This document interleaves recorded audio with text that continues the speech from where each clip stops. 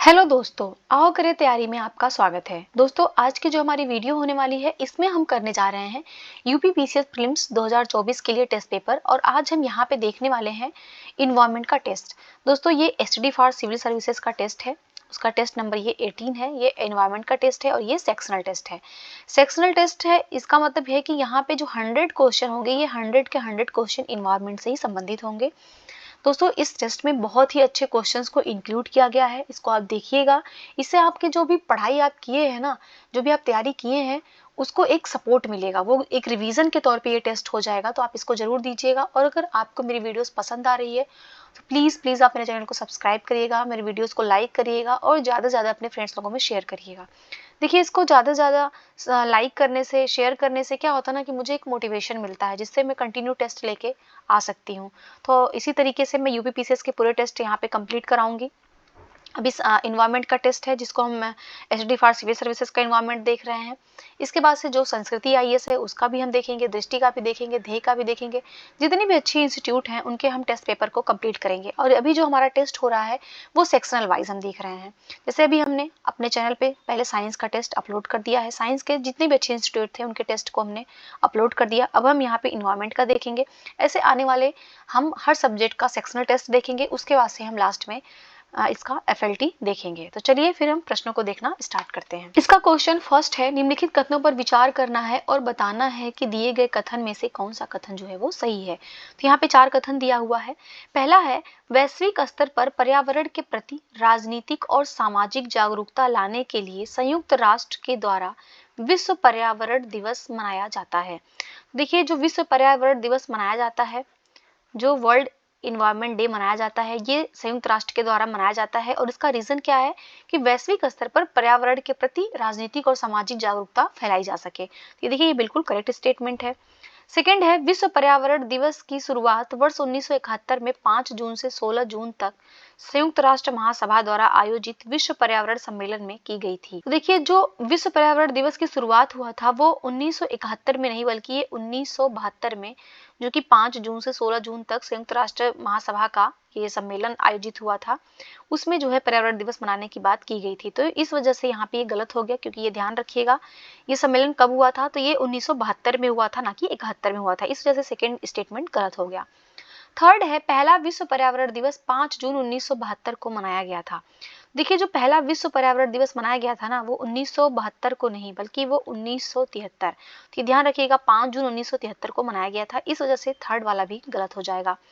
Fourth है, पर्यावरण संरक्षण अधिनियम 1986 के अनुसार पर्यावरण में किसी जीव के आसपास की भौतिक और जैविक स्थितियां और उसके साथ उनकी अंतःक्रिया शामिल होती है। तो ये भी बिल्कुल करेक्ट स्टेटमेंट है। पर्यावरण संरक्षण अधिनियम कब का है, तो 1986 का है। इसके अनुसार कहा गया है कि पर्यावरण में किसी जीव के आसपास की जो भी भौतिक जैविक स्थिति है उसके साथ उसकी क्या अंतरक्रिया है, उसी को जो है वो पर्यावरण कहा जाता है। तो यहाँ पे हम देखते हैं सेकंड और थर्ड गलत हो गया है, 1 एंड 4 सही है। इसका जो सही जवाब होगा वो बी हो जाएगा। नेक्स्ट हम लोग क्वेश्चन देखते हैं। सेकंड नंबर क्वेश्चन, निम्नलिखित कथनों पर विचार करना है और बताना है कौन सा कथन जो है वो सही है। तो पहला है कि भारत सरकार ने पर्यावरण एवं वन मंत्रालय के सहयोग से अगस्त 1984 में पर्यावरण शिक्षा केंद्र की स्थापना किया है। तो देखिए, जो भारत सरकार है वो पर्यावरण एवं वन मंत्रालय के सहयोग से किया है। पर्यावरण एवं वन मंत्रालय के सहयोग से अगस्त 1984 में पर्यावरण शिक्षा केंद्र की स्थापना किया था। और एक राष्ट्रीय संस्थान के रूप में जो है ये पर्यावरण जो शिक्षा केंद्र है वो देश भर में पर्यावरण जागरूकता को बढ़ावा देने के लिए जिम्मेदार है। तो ये ध्यान रखिएगा। और ये कहाँ पे है तो ये भी ध्यान रखिएगा। ये जो पर्यावरण शिक्षा केंद्र है ये कहाँ पे है, तो ये अहमदाबाद में स्थित है। ये अहमदाबाद में स्थित है, ये भी ध्यान रखिएगा। तो ये पहला बिल्कुल करेक्ट हो गया। सेकेंड है, पारिस्थितिकी शब्द का प्रयोग पहली बार 1869 में जर्मन जीव विज्ञानी अर्नस्ट हैकेल के द्वारा किया गया था। देखिए, ये भी बिल्कुल करेक्ट स्टेटमेंट है। जो पारिस्थितिकी शब्द है इसका प्रयोग पहली बार जो है वो 1869 में किसने किया था, तो ये जर्मन जीव विज्ञानी थे, इनका नाम था अर्नेस्ट हैकेल, इनके द्वारा किया गया था। आप हमें कमेंट में बताइएगा कि इकोलॉजी शब्द का प्रयोग किसने किया था सबसे पहले। इकोलॉजी शब्द का प्रयोग किसने किया था, किसने इकोलॉजी शब्द को दिया था, आप ये कमेंट बॉक्स में बताइएगा। थर्ड है, तत्वों और यौगिकों के रूप में कार्बन, हाइड्रोजन, ऑक्सीजन, नाइट्रोजन और फास्फोरस हमारे मानव शरीर के द्रव्यमान का 97% हिस्सा बनाते हैं। देखिए भी बिल्कुल करेक्ट स्टेटमेंट है। जो भी तत्व और यौगिक के रूप में जैसे कार्बन हो गया, हाइड्रोजन हो गया, ऑक्सीजन हो गया, नाइट्रोजन हो गया, फास्फोरस हो गया, ये हमारा जो बॉडी मॉस होता है उसका 97% ये हिस्सा बनाते हैं। तो यहाँ पे हम देख रहे हैं तीनों ही स्टेटमेंट बिल्कुल करेक्ट है, तो इसका जो सही जवाब होगा वो सी हो जाएगा, बिल्कुल सही जवाब। नेक्स्ट देखते हैं question, third number question. Third question निम्नलिखित में से सही विकल्प का चयन करना है। तो यहाँ पे बताना है कौन सा विकल्प जो है वो सही है। तो पहला है कि नाइट्रिक एसिड वायुमंडल में मौजूद नाइट्रोजन से प्राकृतिक प्रक्रिया के माध्यम से उत्पन्न होता है, जो वर्षा जल के माध्यम से मृदा तक पहुंचता है। देखिए बिल्कुल करेक्ट स्टेटमेंट है। क्यों? क्योंकि जो नाइट्रिक एसिड होता है ये वायुमंडल में जो मौजूद नाइट्रोजन होता है उससे प्राकृतिक प्रक्रिया के माध्यम से ये उत्पन्न होता है, और जब वर्षा होती है तो उसके माध्यम से ये मृदा में मिलता है, मृदा तक पहुंचता है। सेकेंड है, मृदा में पहुंचने के बाद नाइट्रिक एसिड चूना पत्थर और क्षार के साथ प्रतिक्रिया करके नाइट्रेट में परिवर्तित हो जाता है, जो मिट्टी में जमा होकर नाइट्रेट बन जाता है। उसका उपयोग पौधों के पोषण के लिए किया जाता है। देखिए बिल्कुल करेक्ट स्टेटमेंट है कि जब नाइट्रिक एसिड मृदा में पहुंचता है तो उसके बाद वो चूना पत्थर और क्षार के साथ वो प्रतिक्रिया करके क्या बनाता है, तो नाइट्रेट बनाता है। और उसके बाद से क्या होता है कि जो नाइट्रेट बन जाता है वो मिट्टी के साथ जमा होता है, और वही जो है पौधे अपने पोषण के लिए उसका यूज करते हैं।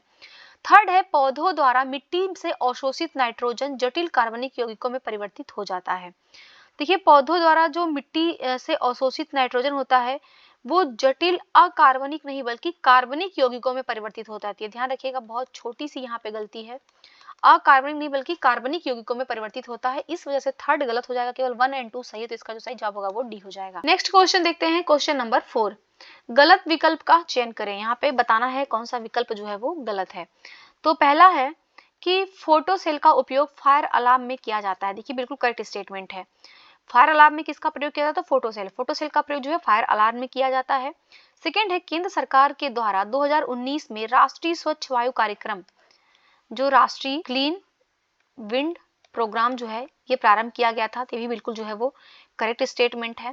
थर्ड है, मोनोक्लाइमैक्स थ्योरी का प्रतिपादन फ्रेडरिक एडवर्ड क्लेमेंट्स ने किया था। तो ये भी देखिए बिल्कुल करेक्ट है। जो मोनोक्लाइमैक्स या क्लाइमैटिक क्लाइमैक्स थ्योरी है इसका प्रतिपादन जो है वो फ्रेडरिक एडवर्ड क्लेमेंट्स ने किया था। तो यहाँ पे हम देख रहे हैं तीनों ही स्टेटमेंट बिल्कुल करेक्ट है, तो इसका जो सही जवाब होगा वो हो जाएगा डी, इनमें से कोई नहीं, अर्थात कोई भी स्टेटमेंट जो है वो गलत नहीं है, ये आल जो है वो करेक्ट है, तो ये ध्यान रखिएगा। नेक्स्ट देखते हैं क्वेश्चन 5 नंबर क्वेश्चन। निम्नलिखित में से सही विकल्प का चुनाव करना है और बताना है कौन सा कथन जो है वो सत्य है। तो पहला है कि एकीकृत कीट प्रबंधन में कीटों के खिलाफ व्यवहारिक, भौतिक, यांत्रिक, रासायनिक और जैविक तरीकों जैसे उपाय करना शामिल है।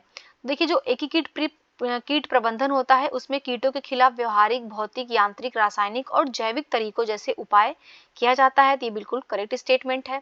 सेकंड है, लियोपोल्ड मैट्रिक्स एक गुणात्मक पर्यावरणीय प्रभाव मूल्यांकन पद्धति है। तो देखिए ये भी बिल्कुल करेक्ट स्टेटमेंट है, क्योंकि जो लियोपोल्ड मैट्रिक्स है ये कैसा है, तो ये गुणात्मक पर्यावरणीय प्रभाव मूल्यांकन पद्धति है।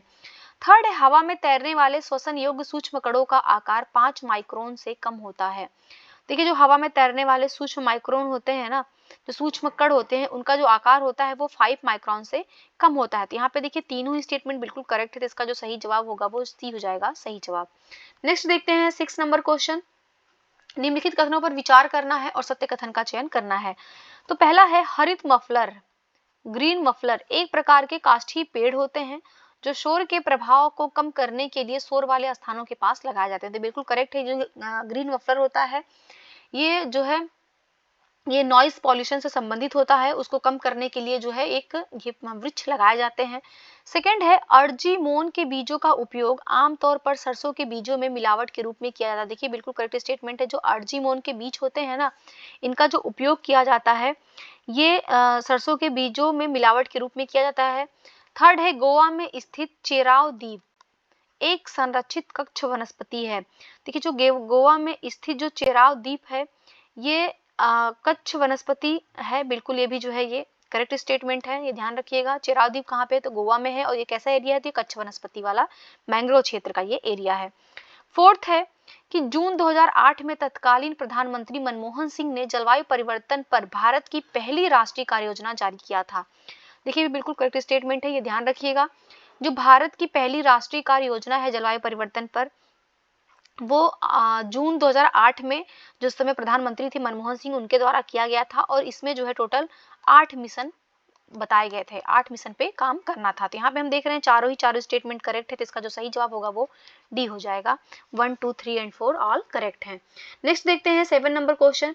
निम्नलिखित कथनों पर विचार करना है और बताना है कौन सा कथन जो है वो सही है। तो पहला है रेफ्रिजरेटर में रेफ्रिजरेटर के रूप में प्रयोग की जाने वाली गैस जिन्हें आमतौर पर मेफ्रॉन ब्रांड नाम के तहत विपणन किया जाता है। देखिए बिल्कुल करेक्ट स्टेटमेंट है। जो रेफ्रिजरेटर में रेफ्रिजरेंट के रूप में जो गैस का प्रयोग किया जाता है जिन्हें आमतौर पर मेफ्रॉन ब्रांड के नाम के तहत जो है इसको बेचा जा रहा है, आमतौर पर ये जो है हेलोजेनेटेड हाइड्रोकार्बन होता है। तो भी ध्यान रखिएगा इसमें कौन सी गैस होती है, तो हेलोजेनेटेड हाइड्रोकार्बन होती है। सेकेंड है कि मक्का, पोंगामिया और सूरजमुखी से बायोडीजल का उत्पादन किया जाता है। देखिए यहाँ पे पोंगामिया, सूरजमुखी से बायोडीजल का उत्पादन तो होता है, परंतु जो मक्का है ना, इससे बायोडीजल का उत्पादन नहीं होता है।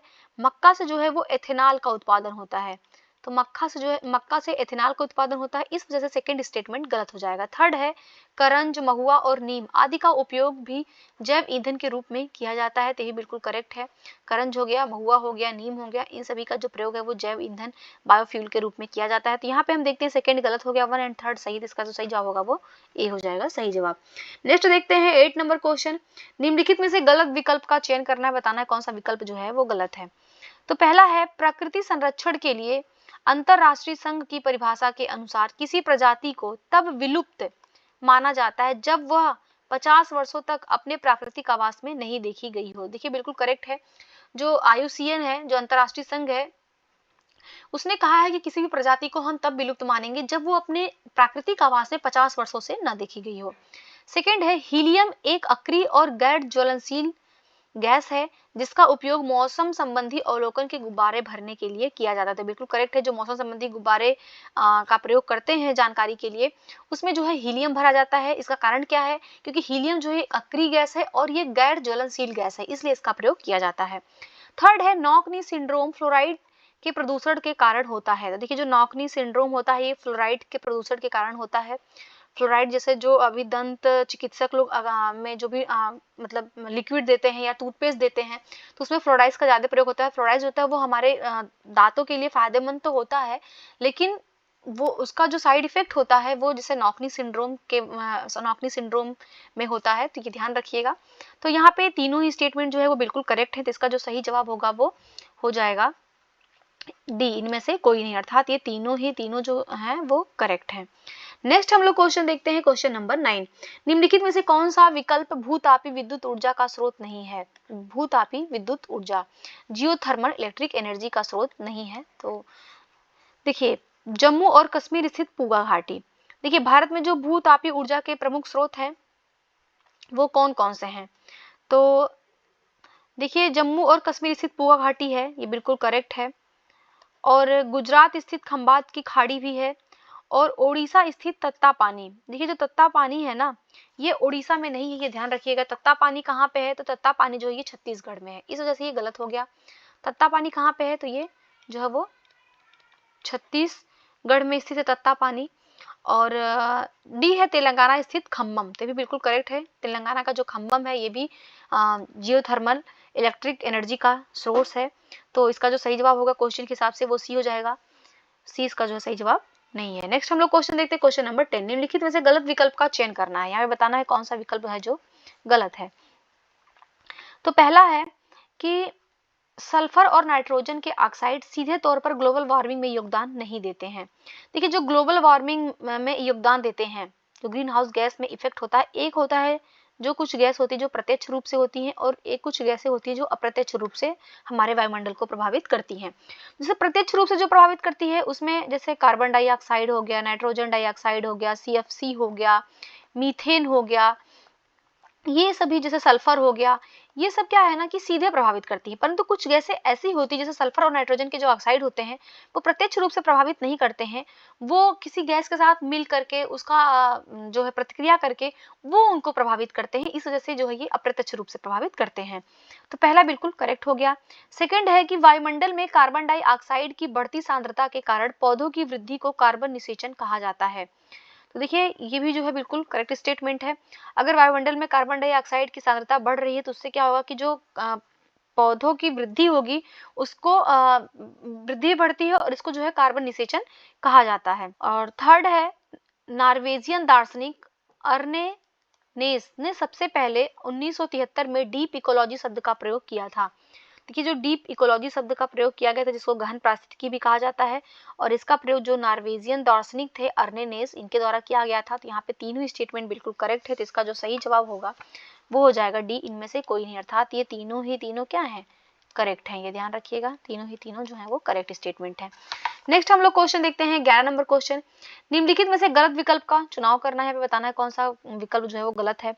पहला है, राष्ट्रीय समुद्री जैव विविधता केंद्र गुजरात के जामनगर में स्थित है। तो देखिए ये बिल्कुल करेक्ट स्टेटमेंट है। जो राष्ट्रीय समुद्री जैव विविधता केंद्र है ये भारत का पहला जैव विविधता केंद्र है और ये कहाँ पे, तो गुजरात के जामनगर में है। सेकेंड है, जैव विविधता के साथ साथ मनुष्य की पारंपरिक जीवन शैली के संरक्षण के लिए सबसे महत्वपूर्ण रणनीति बायोस्फीयर रिजर्व की स्थापना में निहित है। तो भी देखिए बिल्कुल करेक्ट है। जो बायोस्फीयर की स्थापना है इसका उद्देश्य ही है कि जैव विविधता के साथ साथ जो मनुष्य है वो अपनी पारंपरिक जीवन शैली का भी संरक्षण कर सके। थर्ड है, राजीव गांधी वन्य जीव संरक्षण पुरस्कार वन्य जीव संरक्षण के लिए देश का सर्वश्रेष्ठ पुरस्कार है। देखिए ये बिल्कुल करेक्ट है। जो राजीव गांधी वन्य जीव संरक्षण पुरस्कार है ये वन्य जीव संरक्षण के लिए दिया जाता है और ये देश का जो है सबसे जो है सर्वश्रेष्ठ पुरस्कार है। ये पुरस्कार कौन सा मंत्रालय देता है, तो ये पर्यावरण, वन और जलवायु परिवर्तन मंत्रालय के द्वारा जो ये पुरस्कार दिया जाता है। तो यहाँ पे तीनों स्टेटमेंट बिल्कुल करेक्ट है, इसका सही जवाब जो होगा वो डी हो जाएगा, इनमें से कोई भी स्टेटमेंट जो है वो गलत नहीं है। नेक्स्ट देखते हैं 12 नंबर क्वेश्चन। एक जीव गोद लो योजना की शुरुआत 1960 में स्थापित डैश स्थित नंदन कानन जूलॉजिकल पार्क से की गई थी। देखिए जो एक जीव गोद लो योजना है इसमें जो है 1 वर्ष तक एक मतलब आप किसी भी एक जानवर को, एक जीव को आप गोद ले सकते हैं और उसका गोद लेने का मतलब है कि 1 वर्ष तक आप उसका पूरा खर्चा उठाएंगे। जो भी उसके खाने का, पीने का जो भी खर्चा होगा वो सब 1 वर्ष तक उठाना होगा। और ये योजना जो है ये कहाँ की है, तो योजना का जो प्रारंभ किया गया था वो भुवनेश्वर स्थित, ओडिशा के भुवनेश्वर में नंदनकानन जूलॉजिकल पार्क से इसको प्रारंभ किया गया था। इसका सही जवाब जो है वो ए हो जाएगा। नेक्स्ट देखते हैं 13 नंबर क्वेश्चन। 13 नंबर क्वेश्चन है, निम्नलिखित कथनों पर विचार करना है और बताना है कौन सा कथन जो है वो सत्य है। तो पहला है यहाँ पे कि सभी पोषण स्तरों में से सर्वाहारी को सर्वोच्च पोषण स्तर माना जाता है। देखिए जो सभी पोषण स्तर होते हैं उसमें जो सर्वाहारी होता है वो पोषण स्तरों में सर्वोच्च होता है, बिल्कुल करेक्ट है ये। सेकेंड है, पारिस्थितिकी पदछाप जिसको इकोलॉजिकल फुटप्रिंट कहा जाता है कि माप की इकाई भूमंडलीय हेक्टेयर है, ये बिल्कुल करेक्ट है। इकोलॉजिकल जो फुटप्रिंट है इसकी जो माप की इकाई है वो भूमंडलीय हेक्टेयर है, ग्लोबल हेक्टेयर है। और थर्ड है, Madras crocodile bank trust Asia का पहला संरक्षित मगरमच्छ प्रजनन केंद्र है। देखिए जो मद्रास क्रोकोडाइल बैंक ट्रस्ट है ये एशिया का पहला संरक्षित मगरमच्छ प्रजनन केंद्र है, ये भी बिल्कुल करेक्ट स्टेटमेंट है। और फोर्थ है, वंगारी मथाई ने 2002 में नोबेल शांति पुरस्कार जीता था और ग्रीन बेल्ट मूवमेंट का नेतृत्व किया था। देखिए जो ग्रीन बेल्ट मूवमेंट का नेतृत्व किया था वो वंगारी मथाई ने किया था, परंतु इनको जो नोबेल मिला था वो 2002 में नहीं बल्कि इनको नोबेल जो है 2004 में मिला था। इस वजह से फोर्थ वाला गलत हो जाएगा। यहाँ पे 1, 2 एंड 3 सही है, इसका जो सही जवाब होगा वो हो जाएगा सी, इसका सही जवाब। नेक्स्ट देखते हैं क्वेश्चन 14 नंबर क्वेश्चन। सही विकल्प चुनना है और बताना है कौन सा स्टेटमेंट जो है वो करेक्ट है। तो पहला है, यूकेलिप्टस को इसकी अत्यधिक जल धारण क्षमता के कारण पर्यावरण शत्रु घोषित किया गया था। तो बिल्कुल करेक्ट है। ये जो यूकेलिप्टस के वृक्ष होते हैं ये अत्यधिक जल का शोषण करते हैं, अत्यधिक जल को ये सोखते हैं जिस कारण से इनको पर्यावरण शत्रु घोषित किया गया है। अभी इनको जो है आतंकवादी पौधा भी घोषित किया गया है। सेकेंड है, भूटान विश्व का प्रथम कार्बन निगेटिव देश है। तो बिल्कुल करेक्ट स्टेटमेंट है कि भूटान जो देश है वो विश्व का पहला ऐसा देश है जो कार्बन निगेटिव है। थर्ड है, लिपस्टिकों में उपयोग किए जाने वाले कुछ रंगों में थोड़ी मात्रा में सीसा होता है, लेड होता है, क्योंकि सभी दूषित पदार्थों को खत्म करना लगभग असंभव है। देखिए बिल्कुल ये भी करेक्ट है। यहाँ पे जो है तीनों स्टेटमेंट बिल्कुल करेक्ट है, इसका जो सही जवाब होगा वो सी, इसका सही जवाब हो जाएगा। नेक्स्ट है क्वेश्चन नंबर 15। निम्नलिखित में से सही विकल्प का चुनाव करना है और बताना है कौन सा स्टेटमेंट जो है वो करेक्ट है। तो पहला है कि पारिस्थितिकी पिरामिड का विकास 1927 में चार्ल्स एल्टन के द्वारा किया गया था। देखिए बिल्कुल करेक्ट स्टेटमेंट है, ये ध्यान रखिएगा। जो पारिस्थितिकी पिरामिड होता है ना इसका जो विकास किया गया था 1927 में किया था, किसने किया था, तो चार्ल्स एल्टन ने किया था। सेकेंड है 30 डिग्री सेल्सियस पर प्रकाश संश्लेषण की प्रक्रिया सर्वाधिक होती है। देखिए बिल्कुल करेक्ट स्टेटमेंट है, जो प्रकाश संश्लेषण की प्रक्रिया होती है वो 30 डिग्री सेल्सियस पर सर्वाधिक होती है। थर्ड है आहार श्रृंखला जितनी छोटी होती है उसमें उपलब्ध होने वाली ऊर्जा उतनी ही कम होती है। देखिए ये स्टेटमेंट जो है वो सही नहीं है, क्यों? क्योंकि आहार श्रृंखला जितनी छोटी होती है उसमें उपलब्ध होने वाली जो ऊर्जा होती है वो उतनी ही अधिक होती है, कम नहीं होती है बल्कि उतनी ही अधिक होती है। तो ध्यान रखिएगा, जितनी छोटी आहार श्रृंखला होगी उसमें ऊर्जा उतनी ही अधिक होगी और जितनी बड़ी आहार श्रृंखला होगी उसमें ऊर्जा की मात्रा उतनी ही कम होगी। तो थर्ड यहाँ पे गलत है, केवल 1 और 2 सही है। तो इसका जो सही जवाब होगा वो डी हो जाएगा। नेक्स्ट देखते हैं क्वेश्चन 16 नंबर क्वेश्चन। निम्नलिखित में से सही विकल्प का चुनाव करना है। पहला है नई दिल्ली में वर्ष 1980 में राष्ट्रीय जल विकास एजेंसी की स्थापना हुआ था। देखिए जो राष्ट्रीय जल विकास एजेंसी, इसकी स्थापना किया गया था 1980 में किया गया था। और कहाँ पे किया गया था? तो नई दिल्ली में किया गया था। बिल्कुल करेक्ट स्टेटमेंट है। सेकंड है रूस के सेंट पीटर्सबर्ग में विश्व का पहला बाघ बचाओ सम्मेलन नवंबर 2010 में प्रारंभ हुआ था। तो ये विश्व का पहला जो है वो बाघ बचाओ सम्मेलन है और यहाँ कहाँ पे प्रारंभ हुआ था? ये रूस के सेंट पीटर्सबर्ग में 2010 में प्रारंभ हुआ था। बिल्कुल करेक्ट स्टेटमेंट है ये भी।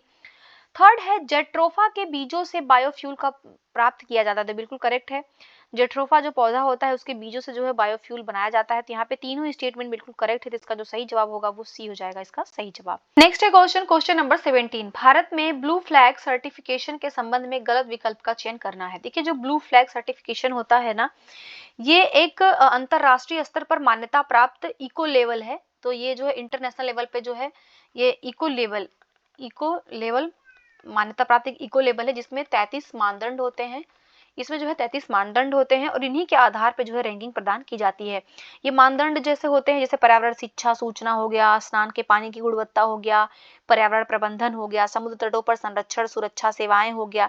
इन्हीं सभी आधारों पे जो है जो पोर्ट्स होते हैं उनको रैंकिंग दी जाती है, उनको जो है ब्लू फ्लैग सर्टिफिकेशन प्रदान किया जाता है। और ऐसे जो समुद्र तट होते हैं इनको दुनिया का सबसे साफ समुद्र तट माना जाता है, जिनको ब्लू फ्लैग सर्टिफिकेशन प्राप्त होता है। तो अभी हम लोग देख लेते हैं हाल फिलहाल में किसको दिया गया है। तो आप ये ध्यान रखिएगा पहली चीज तो कि भारत में जो है वो टोटल ऐसे पोर्ट्स हैं जिनको ब्लू फ्लैग सर्टिफिकेशन दिया गया है। इसमें देखिए जो शिवराजपुर है, शिवराजपुर कहाँ पे है? तो ये गुजरात में है। बिल्कुल करेक्ट है। और पादुबिद्री कहाँ पे है? देखिए पादुबिद्री लक्षद्वीप में नहीं है, पादुबिद्री जो है वो कर्नाटक में है। तो ये ध्यान रखिएगा, पादुबिद्री पोर्ट कहाँ पे है? तो ये कर्नाटक में है। और थर्ड है कासरगोड जो पोर्ट है ये कहाँ पे है? तो ये कर्नाटक में बिल्कुल करेक्ट है। और कोवलम कहाँ पे है? तो कोवलम जो है ये तमिलनाडु में भी बिल्कुल करेक्ट है। तो क्वेश्चन में पूछ रहा है कौन सा विकल्प जो है गलत है, तो 20 का सही जवाब हो जाएगा। क्यों? क्योंकि जो पादुबिद्री जो पोर्ट है जिसको ब्लू फ्लैग सर्टिफिकेशन मिला है ये लक्षद्वीप में नहीं है, ये कर्नाटक में है। तो इसका सही जवाब बी हो जाएगा। और ध्यान रखिएगा भारत में ऐसे कितने पोर्ट हैं, कितने तट हैं जिनको मिला है? तो ऐसे 12 तट हैं जिनको ब्लू फ्लैग सर्टिफिकेशन दिया गया है। नेक्स्ट हम लोग क्वेश्चन देखते हैं 18 नंबर क्वेश्चन। निम्नलिखित में से कौन सा विषय जो है राज्य सूची का विषय है? तो बताना है राज्य सूची का विषय कौन सा है। तो देखिए सिंचाई तथा जल निकासी ये जो है वो राज्य सूची का विषय है। कृषि राज्य सूची का विषय है। स्वच्छता जो है वो राज्य सूची का विषय है। और पुरातात्विक जो स्थल होते हैं ये समवर्ती सूची का विषय है। ध्यान रखिएगा ये जो है वो समवर्ती सूची का विषय है, ना कि ये राज्य सूची का। तो इस प्रकार हम देखेंगे तो फोर्थ वाला गलत हो जाएगा, केवल 1 2 3 सही है। तो इसका जो सही जवाब होगा वो हो जाएगा ए, इसका सही जवाब। नेक्स्ट देखते हैं क्वेश्चन 19 नंबर क्वेश्चन। गलत विकल्प का चयन करना है, क्या बताना है कौन सा विकल्प जो है वो गलत है। तो पहला है कि जम्मू कश्मीर में स्थित दाचीगम राष्ट्रीय उद्यान कश्मीरी हिरण हंगुल के लिए प्रसिद्ध है। तो देखिए जो दाचीगम राष्ट्रीय उद्यान है ये कहाँ पे है? तो ये कश्मीर में है। ये ध्यान रखिएगा, जो दाचीगम राष्ट्रीय उद्यान है ये कहाँ पे है? तो ये कश्मीर में है। और ये किस लिए फेमस है? तो ये कश्मीरी हिरण के लिए फेमस है। ये बिल्कुल करेक्ट हो गया। सेकेंड है बिहार में स्थित विक्रमशिला राष्ट्रीय उद्यान भागलपुर नदी डॉल्फिन के लिए प्रसिद्ध है। देखिए जो विक्रमशिला राष्ट्रीय उद्यान है ना ये कहाँ पे है? तो ये बिहार में है। और ये क्यों फेमस है? तो ये भागलपुर नदी डॉल्फिन के लिए ये प्रसिद्ध है। भी बिल्कुल करेक्ट स्टेटमेंट हो गया। थर्ड है जम्मू कश्मीर में स्थित हेमिस राष्ट्रीय उद्यान देश का सबसे बड़ा राष्ट्रीय उद्यान है। देखिए जो हेमिस राष्ट्रीय उद्यान है ना ये देश का सबसे बड़ा राष्ट्रीय उद्यान है, ये बात तो सही है, परंतु ये जम्मू कश्मीर में स्थित नहीं है, गलत है, ये लद्दाख में स्थित है। तो हेमिस राष्ट्रीय उद्यान कहाँ पे है? तो ये लद्दाख में स्थित है और ये देश का सबसे बड़ा राष्ट्रीय उद्यान है। डी हो गया अंडमान द्वीप समूह में स्थित साउथ बटन राष्ट्रीय उद्यान देश का सबसे छोटा राष्ट्रीय उद्यान है। तो देखिए जो अंडमान द्वीप में स्थित है साउथ बटन राष्ट्रीय उद्यान और ये देश का सबसे छोटा राष्ट्रीय उद्यान है, बिल्कुल करेक्ट है। तो इसका जो सही जवाब होगा वो सी हो जाएगा। तो ध्यान रखिएगा जो देश का सबसे बड़ा राष्ट्रीय उद्यान है वो हेमिस राष्ट्रीय उद्यान है। कहाँ पे है? तो वो लद्दाख में है।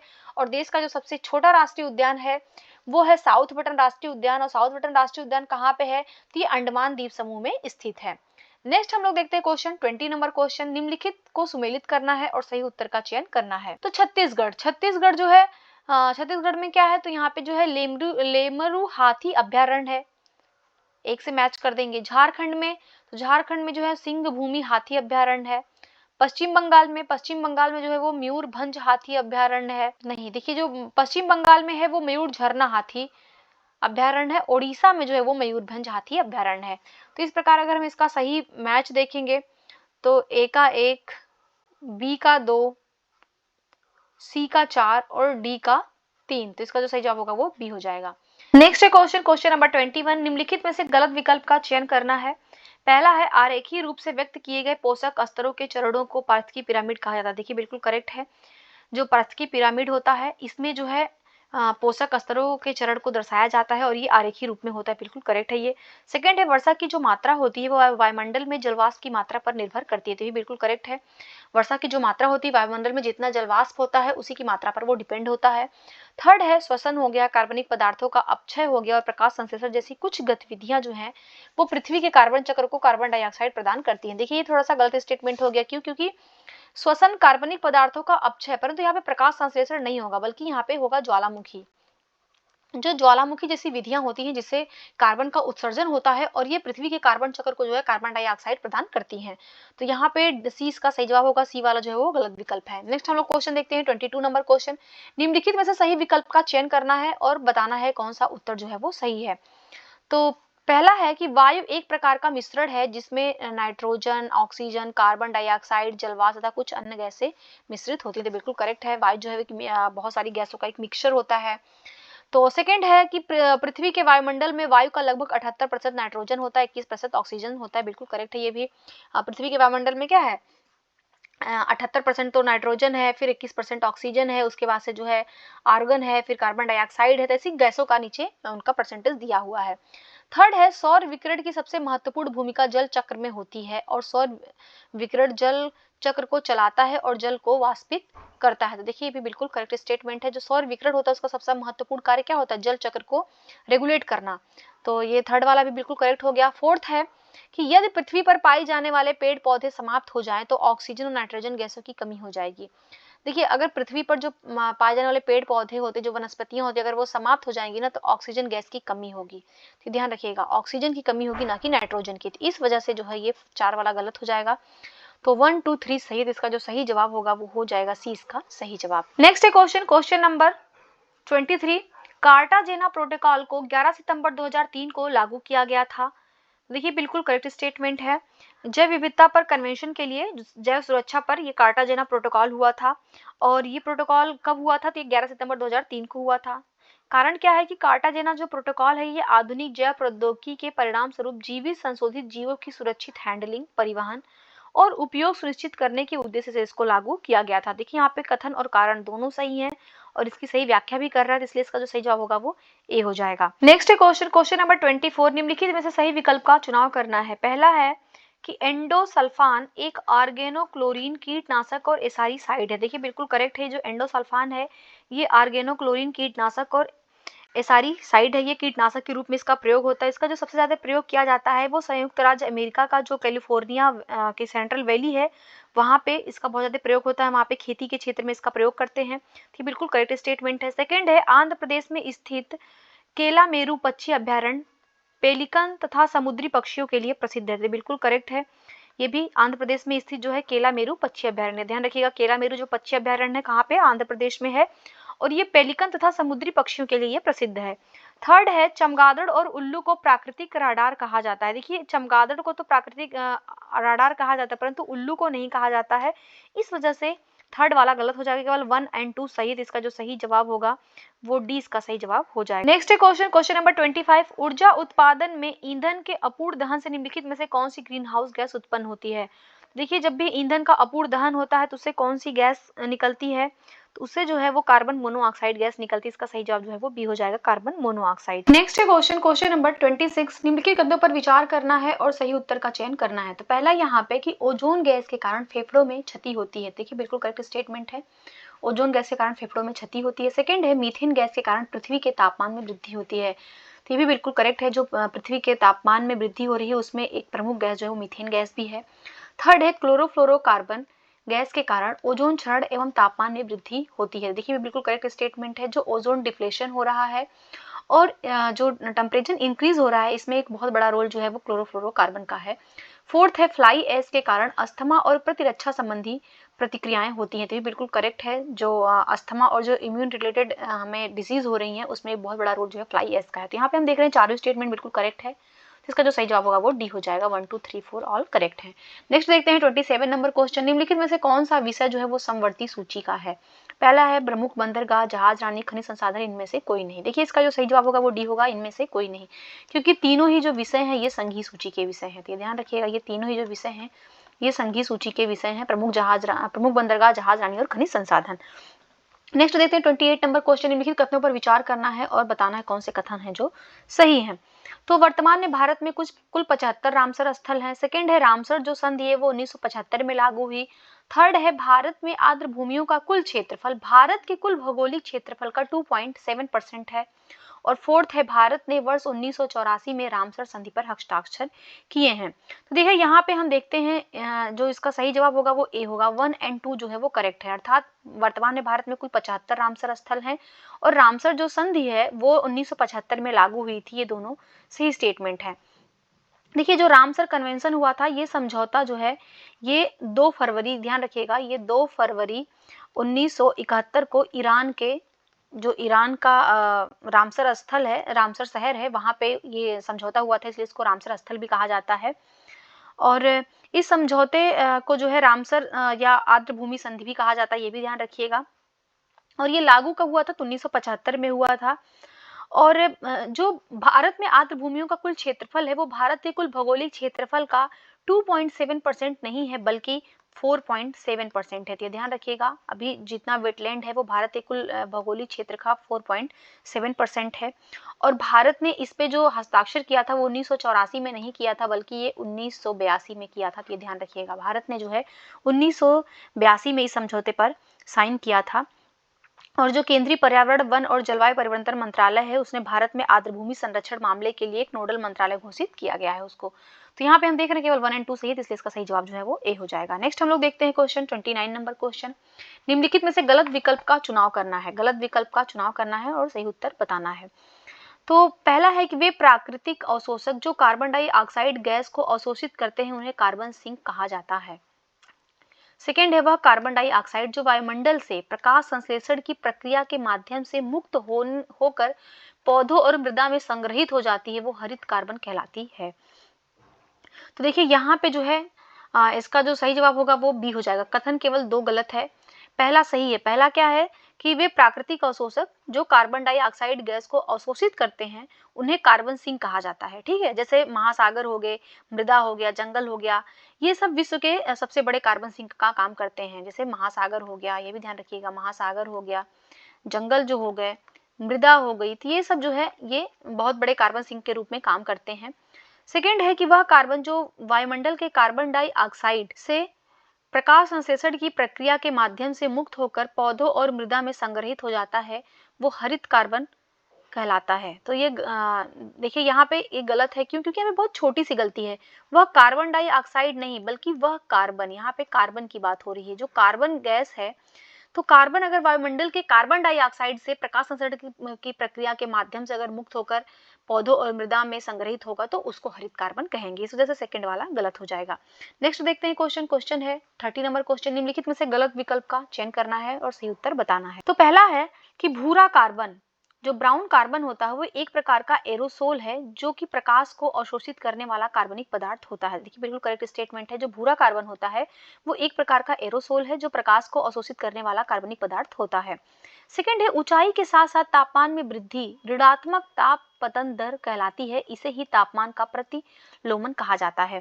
देखिए ये भी बिल्कुल जो है करेक्ट स्टेटमेंट है। क्यों? क्योंकि जैसे हम ऊंचाई पे जाते हैं वैसे वैसे तापमान में जो है वो कमी आती है। वैसे वैसे मतलब नॉर्मली क्या होना चाहिए कि जैसे हम ऊंचाई पे जाएंगे वैसे वैसे जो टेम्परेचर होता है वो टेम्परेचर हमारा कम होने लगता है।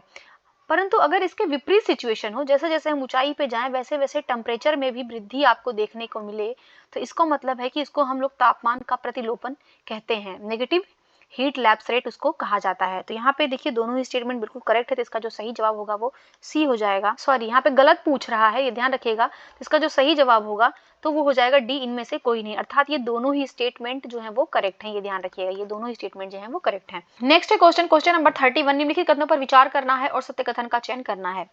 तो पहला है कि 5 जून 1992 को ब्राजील के रियो डी जेनेरियो में पृथ्वी शिखर सम्मेलन में देशों द्वारा जैव विविधता पर सम्मेलन पर बातचीत और हस्ताक्षर किए गए थे। देखिए ये जो कन्वेंशन ऑन बायोलॉजिकल डाइवर्सिटी है, इसके लिए जो बात किया गया था वो 5 जून 1992 को ब्राजील का एक शहर है रियो डी जेनेरियो, यहाँ पे बात किया गया था, हस्ताक्षर किया गया था और इसी को जो है पृथ्वी सम्मेलन के रूप में जाना जाता है। तो ये स्टेटमेंट बिल्कुल करेक्ट है। सेकेंड है कि यह सम्मेलन 29 दिसंबर 1994 को लागू हुआ था।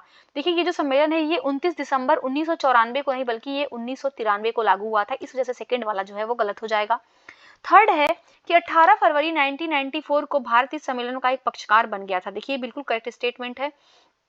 भारत जो इसका पक्षकार बना था वो 18 फरवरी 1994 को बना था और वर्तमान में इस सम्मेलन में जो है 196 पार्टियां हैं, तो ये बिल्कुल करेक्ट है। इसको सीओपी कहा जाता है, कॉन्फ्रेंस ऑफ पार्टीज। तो इसमें जो है टोटल 196 पार्टियां हैं, तो ये बिल्कुल करेक्ट स्टेटमेंट है। यहाँ पे हम देख रहे हैं केवल 2 वाला गलत है, तो इसका जो सही जवाब होगा वो सी, इसका सही जवाब होगा 1, 1, 3, 4 जो है वो करेक्ट आंसर होगा। नेक्स्ट देखते हैं 32 नंबर क्वेश्चन। निम्नलिखित कथनों पर विचार करना है और सत्य कथन का चयन करना है। तो पहला है प्रशांत महासागर का सोलोमन द्वीप जल स्तर में वृद्धि के कारण डूबने के कगार पर है। देखिए ये स्टेटमेंट बिल्कुल करेक्ट है। जो प्रशांत महासागर का जो द्वीप है जिसका नाम है सोलोमन द्वीप, उसका जल स्तर में वृद्धि हो रही है, इस वजह से वो डूबने के कगार पर है। सेकंड है सुपरसोनिक जेट मुख्य रूप से नाइट्रिक ऑक्साइड को छोड़ते हैं जो ओजोन परत को क्षति पहुंचाते हैं। तो बिल्कुल करेक्ट है। ये जो सुपरसोनिक जेट होते हैं ये ईंधन के रूप में जो इनका जला हुआ ईंधन निकलता है उसको उसमें नाइट्रिक ऑक्साइड होता है और वो जो है वो ओजोन परत को वो हार्म पहुंचा रहा है। थर्ड है एजेंडा 21 सतत विकास से संबंधित है। देखिए एजेंडा जो 21 है ये बिल्कुल करेक्ट है, ये सतत विकास से संबंधित है। तो यहाँ पे तीनों स्टेटमेंट बिल्कुल करेक्ट है, तो इसका जो सही जवाब होगा वो सी हो जाएगा। 1, 2, 3 जो है वो करेक्ट है। नेक्स्ट है क्वेश्चन नंबर 33। प्रकाश रासायनिक धुआंसा प्रदूषकों का मिश्रण है जो तब बनता है जब नाइट्रोजन ऑक्साइड और वाष्पशील कार्बनिक यौगिक निम्नलिखित में से किसके साथ प्रतिक्रिया करते हैं जिससे शहरों पर भूरे रंग की धुंध छा जाती है। देखिए जो प्रकाश रासायनिक धुआंसा है इनको ब्राउन एयर के नाम से भी जाना जाता है और इसमें जो है नाइट्रोजन ऑक्साइड और वाष्पशील जो कार्बनिक यौगिक हैं जब ये सूर्य के प्रकाश में प्रतिक्रिया करते हैं तो जो है ये शहर के ऊपर एक भूरे रंग की धुंध छा जाती है जिससे प्रकाश रासायनिक धुआंसा बनता है। इसका जो सही जवाब होगा वो सी हो जाएगा। सूर्य के प्रकाश में प्रतिक्रिया करते हैं। नेक्स्ट है क्वेश्चन नंबर 34। निम्नलिखित कथनों पर विचार करना है और सत्य कथन का चयन करना है। तो पहला है स्मॉग आवश्यक रूप से वायुमंडल में नाइट्रोजन तथा सल्फर के ऑक्साइड की उपस्थिति के कारण होता है। तो देखिए बिल्कुल करेक्ट स्टेटमेंट है। स्मॉग जो है ये 2 शब्दों से मिलकर बना है। एक तो है स्मॉग, स्मॉग मतलब धुआं, और दूसरा है इसमें फॉग मतलब कोहरा। इन दोनों को जो मिश्रण होता है इसी को स्मॉग कहा जाता है और ये कब बनता है जब वायुमंडल में नाइट्रोजन तथा सल्फर के ऑक्साइड की उपस्थिति होती तभी ये बनता है। और सेकंड है ओजोन परत सौर परावैंगनी विकिरण को अवशोषित और बिखेरती है और इसका जो अधिकतम सांद्रण हो वो समताप मंडल में होता है। तो ये बिल्कुल करेक्ट है। देखिए ओजोन परत जो है इसका सांद्रता सबसे अधिक कहाँ पे होता है, तो ये समताप मंडल में होता है। और ओजोन परत जो होती है ना ये सूर्य से जो आने वाली परावैंगनी किरणें होती है उसको ये अवशोषित करती हैं जिससे ये पृथ्वी पर नहीं पहुंच पाती हैं और बहुत सारी जो बीमारियां होती हैं, जो बहुत सारी डिसीज होती हैं, स्किन डिजीज हो गया, कैंसर हो गया, तो उससे ये परत जो है हमें बचाती है। थर्ड है प्रवाल भित्तियों को महासागरों का उष्णकटिबंधीय वर्षा वन कहा जाता है। देखिए बिल्कुल करेक्ट स्टेटमेंट है। जो प्रवाल भित्तियां होती है, जो कोरल रीफ्स होते हैं, उनको ट्रॉपिकल रेन फॉरेस्ट कहा जाता है। तो यहाँ पे तीनों स्टेटमेंट बिल्कुल करेक्ट है। इसका जो सही जवाब होगा वो सी हो जाएगा। नेक्स्ट है क्वेश्चन नंबर 35 में लिखित में से गलत विकल्प का चयन करना है। पहला है मेघ बीजन क्लाउड सीडिंग ये बादलों में नमी पैदा करने का एक कृत्रिम तरीका है। तो जो मेघ विजन है ये बादलों में नमी पैदा करने का कृत्रिम तरीका है जिससे वर्षा हो सके। इससे जो है एक कृत्रिम तरीके से बारिश कराई जाती है। तो बिल्कुल करेक्ट स्टेटमेंट है। सेकंड है मेघ विजन जो क्लाउड सीडिंग है इसके लिए उपयोग किए जाने वाले जो रसायन है जो केमिकल है वो सिल्वर आयोडाइड है, पोटेशियम आयोडाइड है और ड्राई आइस है। तो ध्यान रखिएगा बहुत इंपॉर्टेंट है ये सिल्वर आयोडाइड और पोटेशियम आयोडाइड और ड्राई आइस, इन तीनों का ही प्रयोग जो है वो क्लाउड सीडिंग में किया जाता है। बिल्कुल करेक्ट स्टेटमेंट है। थर्ड है हेलोजन स्रोत गैस को अक्सर ओजोन घटाने वाले पदार्थ के रूप में जाना जाता है। बिल्कुल करेक्ट है। जो ओजोन घटाने वाले पदार्थ के रूप में जाना जाता है उनको हैलोजन स्रोत गैस कहा जाता है। तो यहाँ पे देखिए तीनों ही स्टेटमेंट बिल्कुल करेक्ट है। तो इसका जो सही जवाब होगा वो डी हो जाएगा। इनमें से कोई अर्थात कोई भी कथन जो है वो गलत नहीं है। नेक्स्ट देखते हैं 36 नंबर क्वेश्चन, निम्नलिखित में से गलत विकल्प का चुनाव करना है। यहाँ पे भी पहला है दक्षिणी ध्रुव के ऊपर सप्ताप मंडली ओजोन परत पतली हो जाती है जिसके कारण ओजोन क्षेत्र का निर्माण होता है। देखिए जो ओजोन क्षेत्र का निर्माण हो रहा है वो जो दक्षिणी ध्रुव है उसके ऊपर जो समताप मंडल है जहाँ पे ओजोन का एक लेयर पाया जाता है वो लेयर जो है वो पतला हो रहा है। जो पतला हो रहा है वहाँ पे कुछ ऐसा हो रहा है जैसे वहाँ पे क्लोरीन पहुंच रहा है। वहाँ पे जब हम आगे पढ़ेंगे क्वेश्चंस आएगा कि कैसे जो है ओजोन का क्षरण हो रहा है। तो जो ओजोन का क्षरण करने वाले जो गैसेज हैं वो वहाँ पे पहुंच रही हैं और वहाँ पे जो ओजोन की परत है उसको पतली कर दे रही हैं। इसी के वजह से वहाँ पे ओजोन छिद्र का निर्माण हो रहा है। तो बिल्कुल करेक्ट स्टेटमेंट है। सेकंड है ओजोन की सांद्रता की इकाई डॉप्सन है। तो जो ओजोन नापने की इकाई क्या है तो डॉप्सन है नापा जाता है। बिल्कुल करेक्ट स्टेटमेंट है। थर्ड है हरित गृह प्रभाव जो ग्रीन हाउस इफेक्ट है इसकी खोज 1824 में जोसेफ फोरियर के द्वारा किया गया था। तो यही बिल्कुल करेक्ट स्टेटमेंट है। ध्यान रखिएगा जो ग्रीन हाउस इफेक्ट है इसकी जो खोज किया था वो 1824 में जोसेफ फोरियर ने किया था। तो यहाँ का सही जवाब जो होगा वो डी हो जाएगा। इनमें से कोई नहीं, अर्थात ये तीनों ही स्टेटमेंट जो है वो करेक्ट है। यहाँ पे कोई भी स्टेटमेंट गलत नहीं है। नेक्स्ट देखते हैं 37 नंबर क्वेश्चन, निम्नलिखित में से गलत विकल्प का चयन करना है, बताना है कौन सा विकल्प जो है वो गलत है। तो पहला है कि क्लोरोफ्लोरोकार्बन पृथ्वी के चारों ओर ओजोन परत की कमी का कारण है जो हमें हानिकारक पराबैंगनी किरणों से बचाती है। तो देखिए जो क्लोरोफ्लोरोकार्बन है ये पृथ्वी के चारों ओर ओजोन परत की कमी के कारण है जो हमें जो है हानिकारक जो पराबैंगनी किरणें हैं उससे बचाती है। तो ये बिल्कुल करेक्ट स्टेटमेंट है। सेकंड है कि भारत में सतत विकास की दृष्टि से विद्युत उत्पादन का सर्वोत्तम स्रोत जो है वो जल विद्युत है। तो देखिए जो भारत में अगर देखा जाए सतत विकास की दृष्टि से तो जो विद्युत उत्पादन का जो सबसे उत्तम स्रोत है वो जल विद्युत है। तो ये भी स्टेटमेंट करेक्ट है। तो यहाँ का इसका सही जवाब होगा वो डी हो जाएगा। सॉरी इसका जो सही जवाब होगा वो डी, हाँ डी हो जाएगा। इनमें से कोई नहीं, अर्थात ये दोनों ही स्टेटमेंट जो है वो सही है। इनमें से कोई भी कथन जो है वो गलत नहीं है। नेक्स्ट क्वेश्चन नंबर 38, निम्नलिखित में से गलत विकल्प का चुनाव करना है। पहला है ISO 14000 श्रृंखला के मानक पर्यावरण को सुरक्षित रखने का प्रयास करते हैं। देखिए ये जो ISO 14000 है ये कुछ अंतरराष्ट्रीय पर्यावरण प्रबंधन मानकों गाइडों और उनके जो है तकनीकी जो रिपोर्ट होती है उनकी एक ये श्रृंखला है। इन मानकों का जो मूल उद्देश्य है ना वो संगठनों में प्रभावी पर्यावरण प्रबंधन प्रणाली स्थापित करना है। तो ये ISO जो 14000 है ये किससे संबंधित है? ये पर्यावरण को सुरक्षित रखने के तरीके से है कि ये इंटरनेशनल एक समझौता है। तो बिल्कुल करेक्ट स्टेटमेंट है। सेकंड है भारतीय संविधान के अनुच्छेद 51A के अनुसार प्राकृतिक पर्यावरण का संरक्षण और सुधार करना भारत के प्रत्येक नागरिक का कर्तव्य होता है। तो बिल्कुल करेक्ट है। जो हमारे भारतीय संविधान का अनुच्छेद 51A है जिसमें कुछ मौलिक कर्तव्य दिए हुए हैं तो उसमें से जो है कहा गया है कि प्रत्येक मनुष्य का प्रत्येक जो नागरिक है उसका ये कर्तव्य होगा कि वो अपने जो प्राकृतिक पर्यावरण है उसका संरक्षण करे, उसमें सुधार करे। और थर्ड है कि भारतीय संविधान की अनुसूची 7 जो है वो पर्यावरण संरक्षण के लिए कानून बनाने की के लिए संघ और राज्यों को शक्ति प्रदान करती है। तो अनुसूची 7 जो है ये राज्य और संघ मतलब केंद्र दोनों को शक्ति प्रदान करती है कि वो पर्यावरण से संबंधित कानून बना सके। तो यहाँ पे देखिए तीनों स्टेटमेंट बिल्कुल करेक्ट है। इसका जो सही जवाब होगा वो डी हो जाएगा। इनमें से कोई भी स्टेटमेंट जो है वो गलत नहीं है।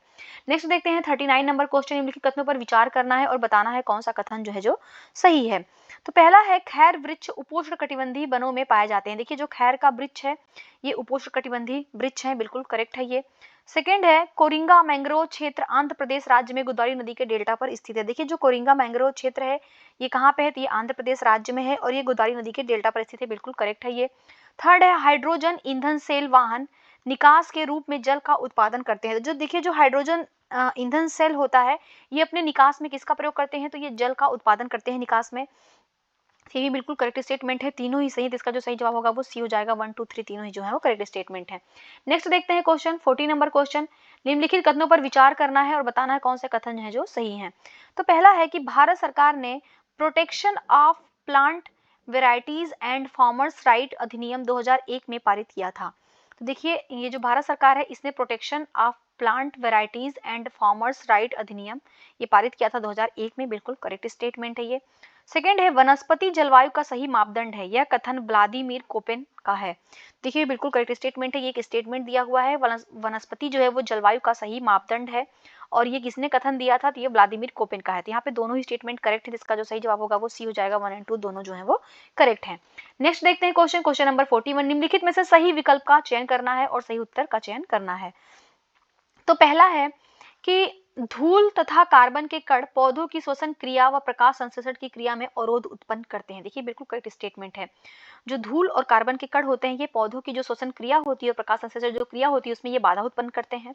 सेकेंड है कि धूल तथा कार्बन के कण पत्तियों के ऊतकों को नष्ट कर देते हैं। तो बिल्कुल करेक्ट है। बाधा क्यों उत्पन्न होती है प्रकाश संश्लेषण में, क्योंकि जो धूल और कार्बन के कण होते हैं वो पत्तियों के जो ऊतक होते हैं, जो टिश्यूज होते हैं, उनको ये जो है वो नष्ट कर देते हैं, डिस्ट्रॉय कर देते हैं।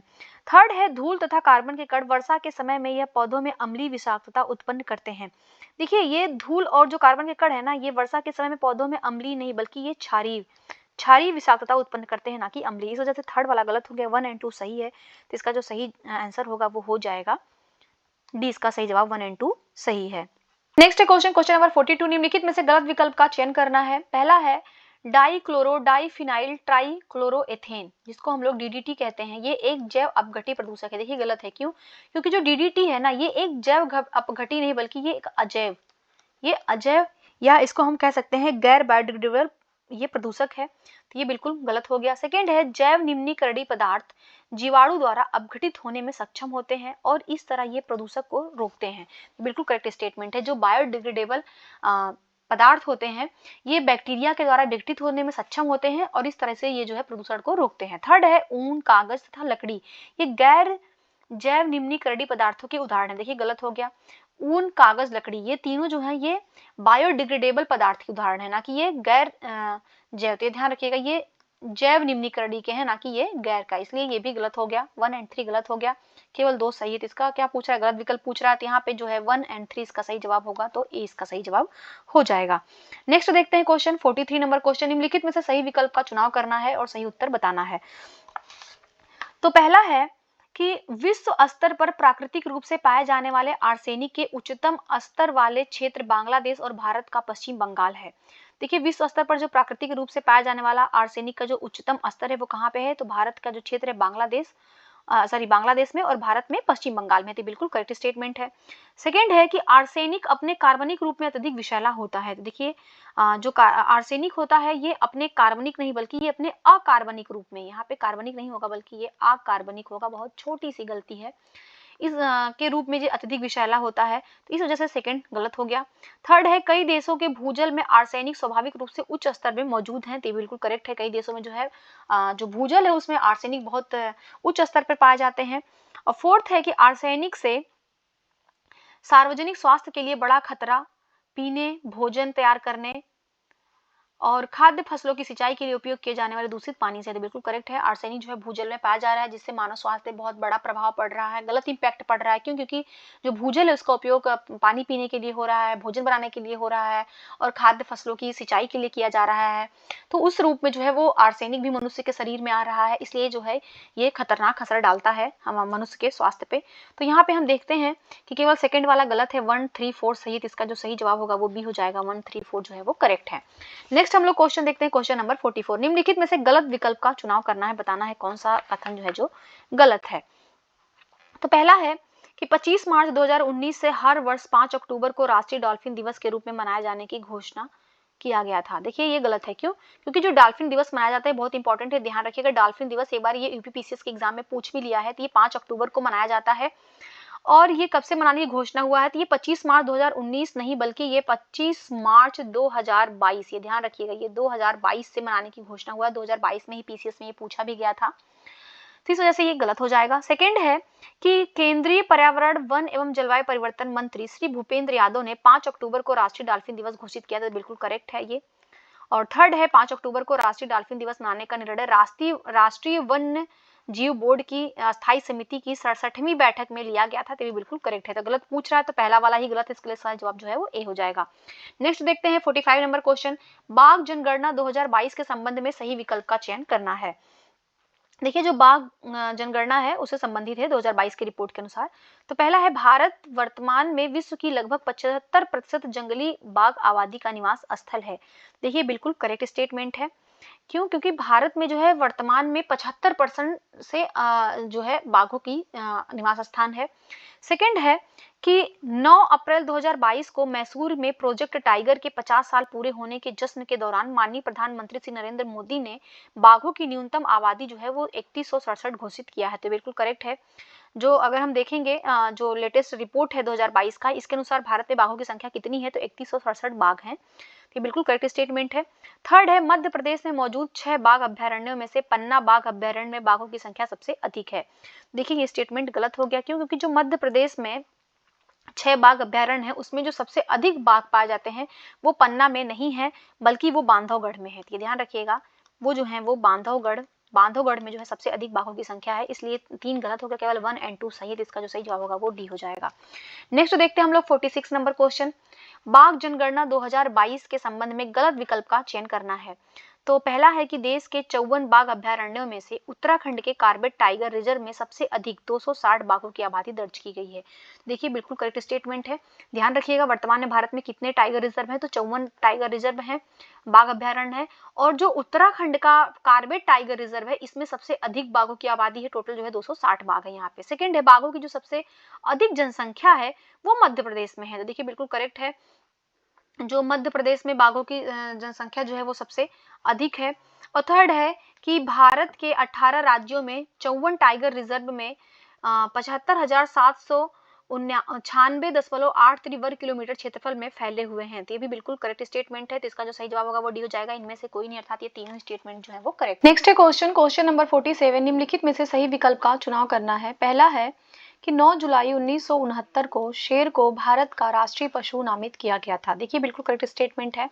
सबसे पहले होता क्या है कि 9 जुलाई 1969 को शेर को जो है भारत का राष्ट्रीय पशु घोषित किया जाता है। सेकंड है, रॉयल बंगाल टाइगर को 18 नवंबर 1972 को भारत का राष्ट्रीय पशु नामित किया गया। उसके बाद इसमें परिवर्तन किया जाता है और 18 नवंबर 1972 को, पहले 69 में किया गया था, फिर 72 में जो है शेर से हटा करके रॉयल बंगाल टाइगर को भारत का राष्ट्रीय पशु नामित किया जाता है। थर्ड है, नीलगिरी बायो रिजर्व भारत का पहला और सबसे पुराना बायो रिजर्व था, जिसे 1 सितंबर 1986 को अधिसूचित किया गया था। देखिए ये भी बिल्कुल करेक्ट है। जो भारत का सबसे पुराना बायोस्फीयर रिजर्व है वो नीलगिरी बायोस्फीयर रिजर्व है। ये कहाँ पे है, तो ये तमिलनाडु में है। ये भी ध्यान रखिएगा, ये तमिलनाडु में है, सबसे पुराना है और जिसको 1 सितंबर 1986 को अधिसूचित किया गया था। तो यहाँ पे देखिए तीनों ही स्टेटमेंट करेक्ट है। इसका जो सही जवाब होगा वो सी हो जाएगा। 1 2 3 तीनों ही जो है वो सही है। नेक्स्ट है क्वेश्चन नंबर 48। निम्नलिखित में से सही विकल्प का चुनाव करना है। पहला है, उत्तर पूर्वी राज्य अरुणाचल प्रदेश में भारत का सबसे पूर्वी राष्ट्रीय उद्यान जो है वो नामेरी राष्ट्रीय उद्यान स्थित है। गलत हो गया। क्यों? क्योंकि जो नामेरी राष्ट्रीय उद्यान है ये कहाँ पे है, तो ध्यान रखिएगा ये असम में है। पहली चीज तो ये अरुणाचल प्रदेश में नहीं है, ये असम में है। और जो उत्तर पूर्वी राज्य अरुणाचल प्रदेश में जो भारत का सबसे पूर्वी राष्ट्रीय उद्यान स्थित है उसका नाम है नामदफा राष्ट्रीय उद्यान। उसका नाम क्या है? नामदफा राष्ट्रीय उद्यान। ये कहाँ पे है, तो ये अरुणाचल प्रदेश में स्थित है। सेकेंड है, केंद्र शासित प्रदेश जम्मू कश्मीर में भारत का सबसे उत्तरी राष्ट्रीय उद्यान हेमिस राष्ट्रीय उद्यान स्थित है।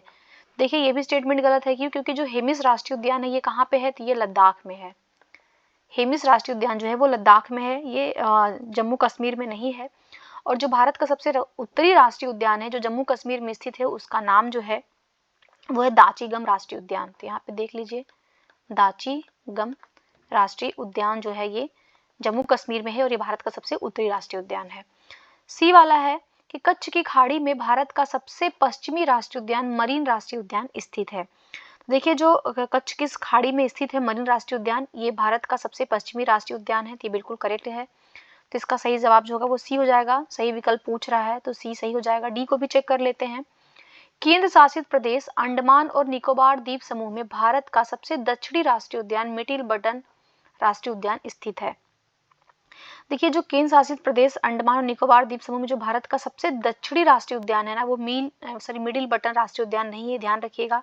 उसका नाम है गैलाथिया बे राष्ट्रीय उद्यान। गैलाथिया बे राष्ट्रीय उद्यान। तो देखिए ये गलत हो गया। मिडिल बटन राष्ट्रीय उद्यान जो है ये भारत का सबसे छोटा राष्ट्रीय उद्यान है, ना कि ये सबसे दक्षिणी है। तो यहाँ पे इसका जो सही जवाब होगा केवल सी हो जाएगा। नेक्स्ट हम लोग क्वेश्चन देखते हैं। क्वेश्चन है 49 नंबर क्वेश्चन। निम्नलिखित को सुमेलित करना है। यहाँ पे देश दिए हुए और घास के मैदान दिया हुआ है।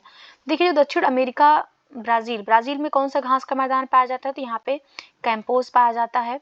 और दक्षिण अमेरिका के वेनेजुएला में कौन सा घास का मैदान है, तो वहाँ पे लानोस है। और उत्तरी अमेरिका में कौन सा पाया जाता है, तो वहाँ पे प्रेरीज पाया जाता है। और ऑस्ट्रेलिया में डाउन्स घास का मैदान पाया जाता है। तो इस प्रकार हम इसका जो सही मैच देखेंगे वो हो जाएगा 1, 2, 4, 3, तो 20 जो इसका सही जवाब हो जाएगा। नेक्स्ट है क्वेश्चन नंबर 50। निम्नलिखित में से सही विकल्प का चुनाव करना है। पहला है कि उष्णकटिबंधीय क्षेत्रों में पाए जाने वाले वन और घास वाले पौधों को हाइग्रोफाइट्स कहा जाता है। देखिए जो उष्णकटिबंधीय क्षेत्रों में जो पाए जाने वाले वन एवं घास के पौधे होते हैं उनको हाइग्रोफाइट्स नहीं कहा जाता है, उनको ट्रोपोफाइट्स कहा जाता है। ये ध्यान रखिएगा, उनको जो है वो ट्रोपोफाइट्स कहा जाता है, ना कि उनको हाइग्रोफाइट्स कहा जाता है। इस वजह से ये स्टेटमेंट जो है वो गलत हो जाएगा। सेकेंड है पानी की ऊपरी सतह पर उगने वाले पौधों को ट्रोपोफाइट्स कहा जाता है। देखिए गलत हो गया, क्यों? क्योंकि अभी हमने बताया ट्रोपोफाइट्स जो होता है वो उष्णकटिबंधीय क्षेत्रों में उगने वाले वन और घास वाले पौधे होते हैं, तो उसको ट्रोपोफाइट्स कहा जाता है। और जो पानी की ऊपरी सतह पर उगते हैं उनको हाइड्रोफाइट्स कहा जाता है। उनको क्या कहा जाता है, तो ध्यान रखिएगा, उनको जो है वो हाइड्रोफाइट्स कहा जाता है। हाइड्रोफाइट्स में जो है पानी की ऊपरी सतह पर उगने वाले पौधे होते हैं जिनको हाइड्रोफाइट्स कहा जाता है। थर्ड है यहाँ पे उच्च आर्द्रता वाले क्षेत्रों में पाए जाने वाले पौधों को हाइड्रोफाइट्स कहा जाता है। देखिए भी गलत हो गया, क्यों? क्योंकि अभी हमने देखा जो हाइड्रोफाइट्स होता है ये पानी की ऊपरी सतह पर पाए जाने वाले पौधे होते हैं, और जो उच्च आर्द्रता वाले क्षेत्रों में जो पौधे पाए जाते हैं उनको जो है वो हाइग्रोफाइट्स कहा जाता है। ये ध्यान रखिएगा, उनको जो है वो हाइग्रोफाइट्स कहा जाता है। तो इस वजह से सी वाला भी गलत हो जाएगा। डी है कि उष्णकटिबंधीय मरुस्थलीय क्षेत्रों में पाए जाने वाले पौधों को जीरोफाइट्स कहा जाता है। तो बिल्कुल करेक्ट है, तो इसका जो सही जवाब होगा वो डी हो जाएगा। डी वाला विकल्प जो है वो सही है। तो ये ध्यान रखिएगा आप, जो भी उष्णकटिबंधीय क्षेत्र में पाए जाने वाले पौधे होते हैं उनको ट्रोपोफाइट्स कहा जाता है, और पानी की जो ऊपरी सतह पर पौधे पाए जाते हैं उनको हाइड्रोफाइट्स कहा जाता है, और जो उच्च आर्द्रता वाले क्षेत्र में पाए जाते हैं उनको हाइग्रोफाइट्स कहा जाता है, और जो मरुस्थलीय क्षेत्र में पाए जाते हैं उनको जीरोफाइट्स कहा जाता है। नेक्स्ट हम लोग क्वेश्चन देखते हैं 51 नंबर क्वेश्चन। राष्ट्रीय बंजर भूमि विकास बोर्ड के संबंध में सही विकल्प का चयन करना है। तो राष्ट्रीय बंजर भूमि विकास बोर्ड के बारे में पूछ रहा है। तो देखिए इसकी स्थापना 1889 में पर्यावरण और वन मंत्रालय द्वारा की गई थी। तो देखिए जो राष्ट्रीय बंजर भूमि विकास बोर्ड है इसकी स्थापना 1889 में नहीं किया गया था, बल्कि उसका 1989 में नहीं किया गया था, बल्कि 1985 में किया गया था। तो ये ध्यान रखिएगा, इस वजह से जो है ये गलत हो जाएगा। इसकी स्थापना जो राष्ट्रीय बंजर भूमि विकास बोर्ड है इसकी स्थापना 1985 में किया गया था, तो पहला गलत हो गया। सेकेंड है कि वर्ष 1992 में इसे ग्रामीण विकास मंत्रालय को हस्तांतरित कर दिया गया। तो देखिए जो बंजर भूमि राष्ट्रीय जो बंजर भूमि विकास बोर्ड बनाया गया था 1985 में, इसको 1992 में ग्रामीण विकास मंत्रालय को हस्तांतरित कर दिया जाता है। पहले जब ये बनाया गया था तो पर्यावरण और वन मंत्रालय के द्वारा इसको बनाया गया था, परंतु बाद में 1992 में इसको जो है वो ग्रामीण विकास मंत्रालय को हस्तांतरित कर दिया जाता है। तो ये स्टेटमेंट बिल्कुल करेक्ट होगा। थर्ड है इसकी स्थापना बंजर भूमि पर पेड़ों और अन्य हरित आवरण को बढ़ाने के लिए किया गया था। बिल्कुल करेक्ट है। जो राष्ट्रीय बंजर भूमि विकास बोर्ड बना था उसका उद्देश्य था कि बंजर भूमि पर पेड़ और जो अन्य हरित जो आवरण है उनको बढ़ाया जा सके। फोर्थ है इसकी स्थापना उपजाऊ भूमि को बंजर भूमि बनाने से रोकने के लिए किया गया था। तो ये बिल्कुल करेक्ट है। इसका जो उद्देश्य था वो जो भी उपजाऊ भूमि थी वो बंजर भूमि में ना परिवर्तित हो सके, इससे बचाने के लिए जो है राष्ट्रीय बंजर भूमि विकास बोर्ड की स्थापना किया गया था। तो यहाँ पे हम देखते हैं केवल फर्स्ट गलत है, टू सेकेंड थर्ड और फोर्थ सही है। तो इसका जो सही जवाब होगा वो सी इसका जो है सही जवाब हो जाएगा। नेक्स्ट देखते हैं क्वेश्चन नंबर 52। निम्नलिखित में से गलत विकल्प का चुनाव करना है, बताना यहाँ पे कौन सा विकल्प जो है वो गलत है।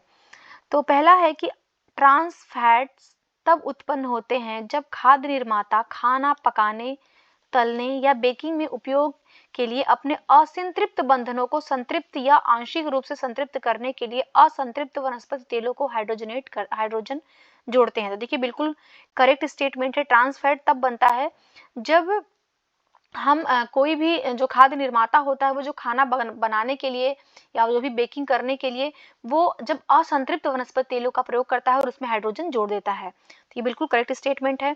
सेकेंड है ट्रांस फैट मधुमेह, हृदय रोग, कैंसर जैसी गंभीर बीमारी का कारण बनता है। देखिए जो ट्रांस फैट है उसकी वजह से जो है बहुत सी डिजीज होती है, जैसे डायबिटीज होती है, हार्ट डिसीज होती है, कैंसर होता है, तो ये भी बिल्कुल करेक्ट स्टेटमेंट है। थर्ड है, सितंबर 2008 में स्वास्थ्य मंत्रालय ने ट्रांस फैट सहित भोजन की लेबलिंग के लिए एक अधिसूचना जारी की है, लेकिन इसमें कई खामियां थीं। तो देखिए, जो ट्रांस फैट से संबंधित जो है स्वास्थ्य मंत्रालय ने क्या किया था कि 2008 में एक लेबलिंग के लिए अधिसूचना जारी किया था, लेकिन इसमें बहुत सारी कमियां पाई गई थी। तो ये भी बिल्कुल करेक्ट स्टेटमेंट है। तो यहाँ पे तीनों ही स्टेटमेंट बिल्कुल सही है। इसका जो सही जवाब होगा वो डी हो जाएगा। इनमें से कोई नहीं, अर्थात कोई भी जो कथन है वो गलत नहीं है।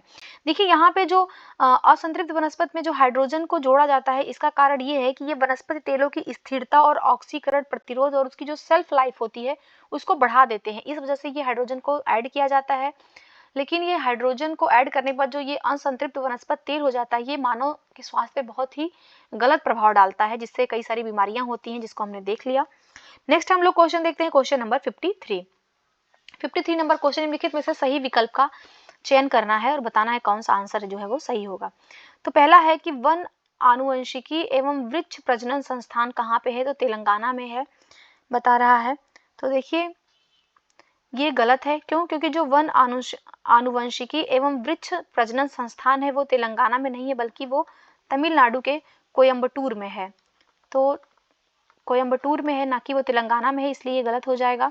सेकंड है, सामाजिक वानिकी और पारिस्थितिकी पुनर्वास केंद्र जो है ये कहाँ पे है, तो ये उत्तर प्रदेश में है। तो ये बिल्कुल करेक्ट है, ये ध्यान रखिएगा। जो सामाजिक वानिकी और पारिस्थितिकी पुनर्वास केंद्र है वो उत्तर प्रदेश के प्रयागराज में है। तो भी ध्यान रखिएगा, उत्तर प्रदेश के जो है ये प्रयागराज में है। थर्ड है, हिमालय वन अनुसंधान संस्थान तमिलनाडु में है। देखिए, भी गलत है। जो हिमालय वन अनुसंधान संस्थान है ये हिमाचल प्रदेश के शिमला में है। तो हिमाचल प्रदेश के शिमला में है। डी है, उन्नत जैव प्रौद्योगिकी और मैंग्रोव वन केंद्र हिमाचल प्रदेश में है। देखिए, ये हिमाचल प्रदेश में नहीं है। उन्नत जैव प्रौद्योगिकी और जो मैंग्रोव वन केंद्र है ये कहाँ पे है, तो ये हैदराबाद में है। ये ध्यान रखिएगा, ये हैदराबाद तेलंगाना में है। तो यहाँ पे हम देख रहे हैं केवल बी वाला ही सही है, बाकी गलत है। तो इसको आप ध्यान रखिएगा। फिर से इसका रिवीजन हम लोग कर लेते हैं।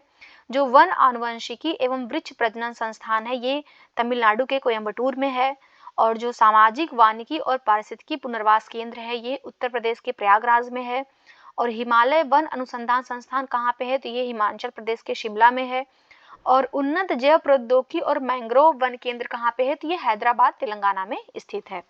नेक्स्ट हम लोग देखते हैं क्वेश्चन नंबर 54। निम्नलिखित में से गलत विकल्प का चयन करना है।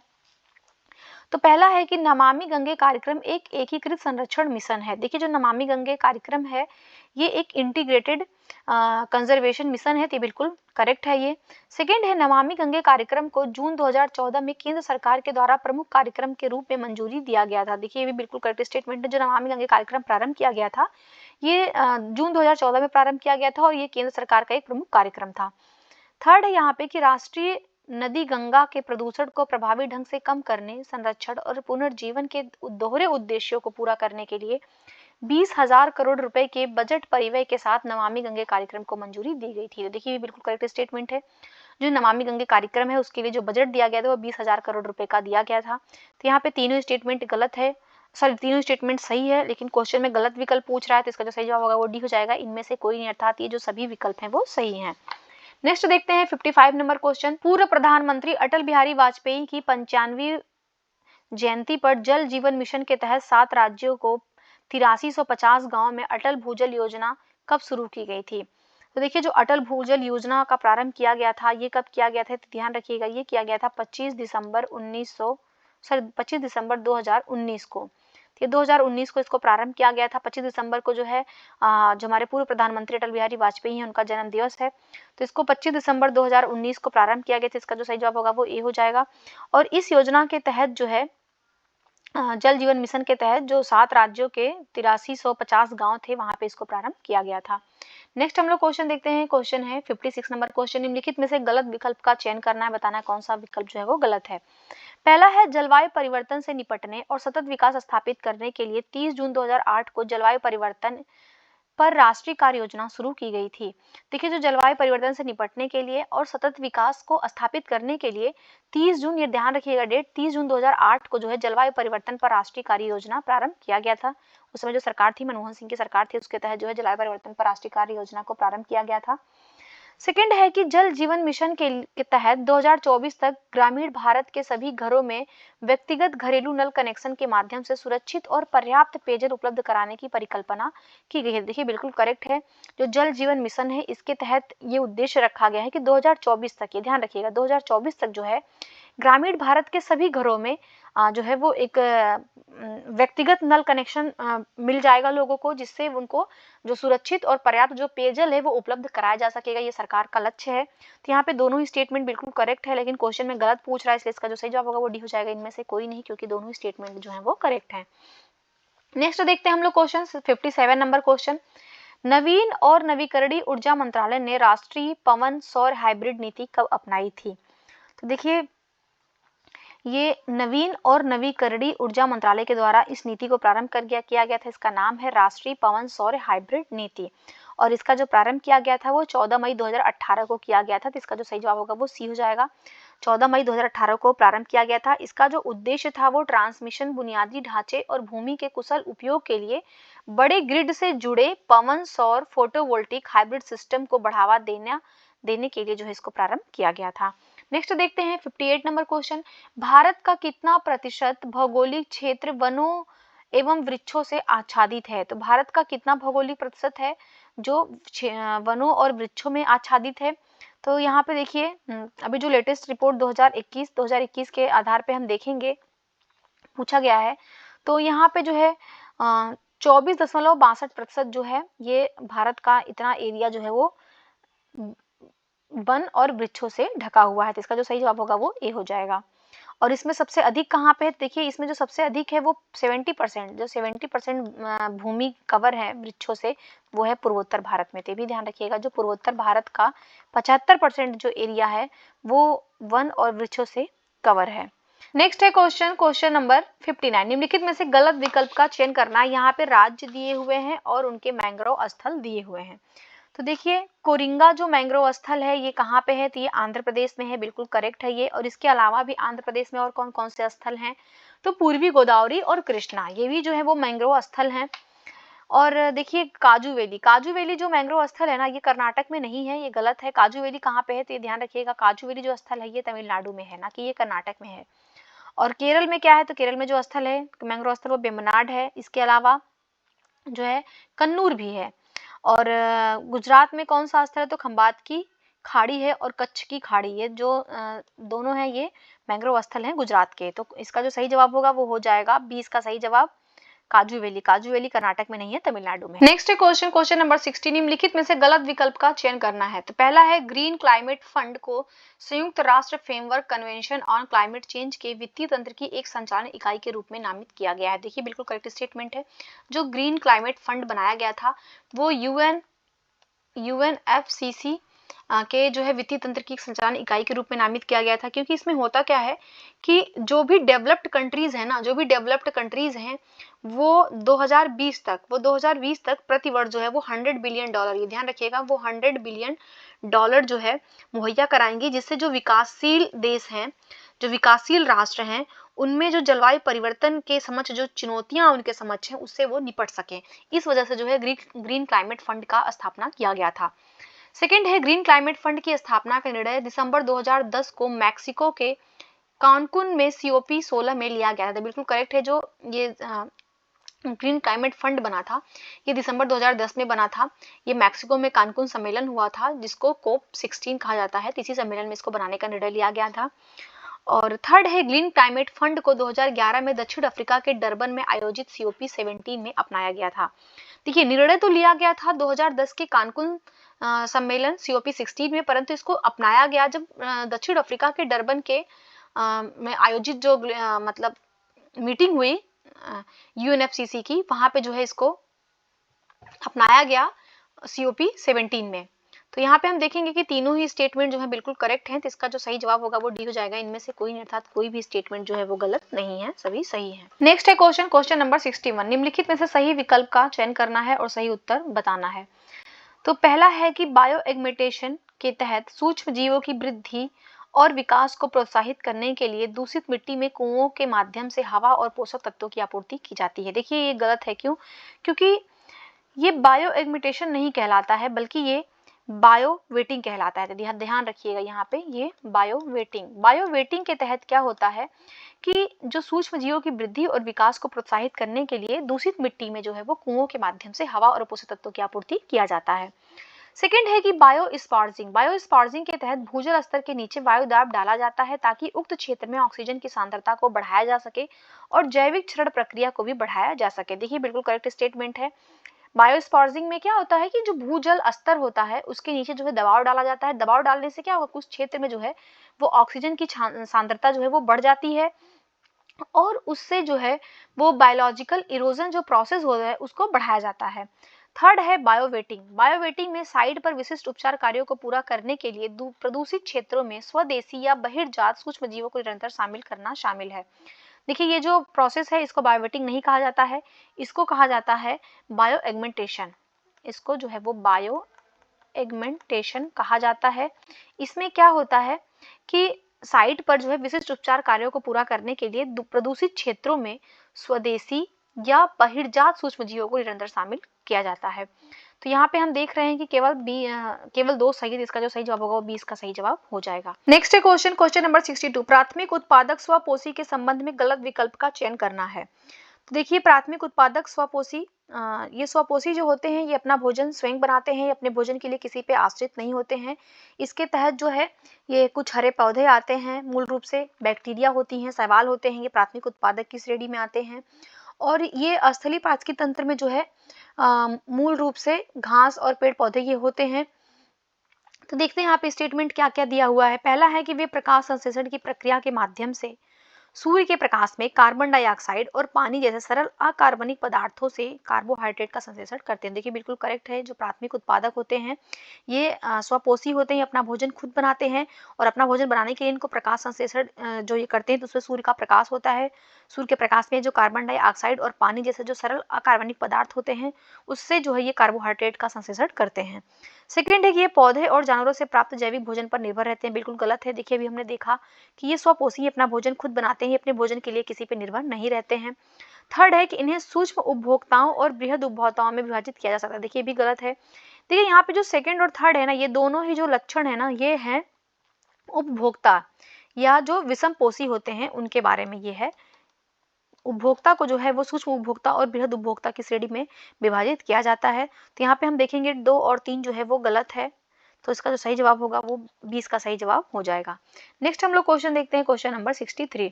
निम्नलिखित में से सही विकल्प का चयन करना है और सही उत्तर बताना है। तो पहला है यहाँ पे कि पारिस्थितिकी तंत्र और जैव विविधता का अर्थशास्त्र एक वैश्विक पहल है जो प्रकृति के मूल्यों को दृश्यमान बनाने पर केंद्रित है। तो देखिए ये बिल्कुल करेक्ट है। क्यों? क्योंकि जो पारिस्थितिकी तंत्र और जो विविधता का जो अर्थशास्त्र है ये एक वैश्विक पहल है। इसमें है क्या कि जो प्रकृति के मूल्य हैं उनको दृश्यमान बनाया जा सके, प्रकृति के महत्व को समझा जा सके, उसको संजोया जा सके। इस वजह से जो है जो इसी को ही जो पारिस्थितिकी तंत्र और जैव विविधता का अर्थशास्त्र कहा जाता है।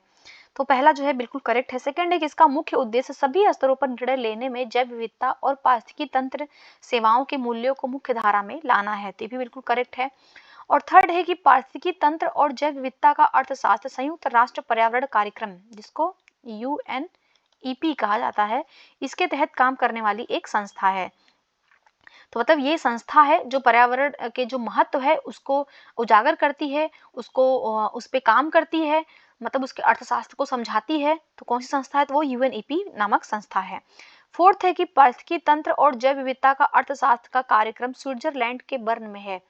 देखिए जो पारिस्थितिकी तंत्र और जो जैव विविधता का अर्थशास्त्र का जो कार्यालय है ये स्विट्जरलैंड के बर्न में नहीं है, ध्यान रखिएगा, बल्कि वो कहाँ पे है? तो ये जिनेवा में है। वो जो है वो जिनेवा में है। तो इस वजह से हम देखेंगे फोर्थ वाला गलत हो जाएगा। 1 2 3 सही है। इसका जो सही जवाब होगा वो हो जाएगा सी, इसका सही जवाब। नेक्स्ट है क्वेश्चन नंबर 64। निम्नलिखित में से गलत विकल्प का चुनाव करना है। तो पहला है यहाँ पे कि भोपाल गैस त्रासदी 2-3 दिसंबर 1984 की रात को यूनियन कार्बाइड इंडिया लिमिटेड नामक एक कीटनाशक संयंत्र में हुई थी जो मध्य प्रदेश के भोपाल में स्थित था। तो बिल्कुल करेक्ट है ये। देखिए बहुत बार एग्जाम में ये क्वेश्चन पूछा गया है। मेनली जो MPPSC एग्जाम है वो हर बार ये क्वेश्चन पूछ ही लेता है कि जो भोपाल गैस त्रासदी हुई थी उसका डेट भी इंपॉर्टेंट है। तो ये घटना कब की है? 2-3 दिसंबर 1984 की रात की है। और इसमें होता क्या है कि जो यूनियन कार्बाइड इंडिया लिमिटेड नामक एक कीटनाशक फैक्ट्री थी, एक संयंत्र था, वहाँ पे जो है जो मिथाइल आइसोसाइनेट नामक जो गैस है उसका रिसाव होता है, जिससे जो है बहुत लोगों की जानें गई थी। तो यहाँ पे पहला स्टेटमेंट करेक्ट है। सेकंड देख लेते हैं, कीटनाशक संयंत्र यूनियन कार्बाइड इंडिया लिमिटेड में 40 टन से अधिक जो है अत्यधिक जहरीली गैस जिसका नाम था मिथाइल आइसोसाइनेट का रिसाव हुआ था। तो बिल्कुल करेक्ट है, जो मिथाइल आइसोसाइनेट नामक गैस थी इसका रिसाव होता है और ये 40 टन से अधिक इसका रिसाव हो जाता है। थर्ड है कि भारत सरकार ने भोपाल गैस रिसाव आपदा दावा प्रसंस्करण अधिनियम 1985 पारित किया था, जिसने सरकार को सभी पीड़ितों का प्रतिनिधित्व करने का अधिकार दिया था, चाहे वे भारत के हों या भारत के बाहर के हों। तो ये बिल्कुल करेक्ट है।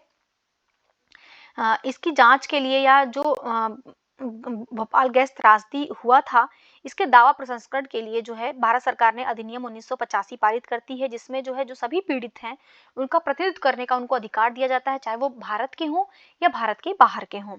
तो यहाँ पे हम देख रहे हैं तीनों स्टेटमेंट बिल्कुल करेक्ट है, तो इसका जो सही जवाब होगा वो डी हो जाएगा। इनमें से कोई अर्थात कोई भी स्टेटमेंट जो है वो गलत नहीं है।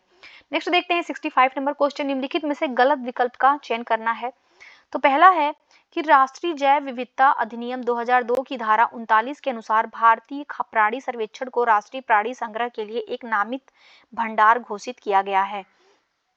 तो देखिए बिल्कुल करेक्ट स्टेटमेंट है, क्योंकि 1 जुलाई 1916 को भारतीय प्राणी सर्वेक्षण की स्थापना किया जाता है। तो ध्यान रखिएगा 1 जुलाई 1916 को जो है वो भारतीय प्राणी सर्वेक्षण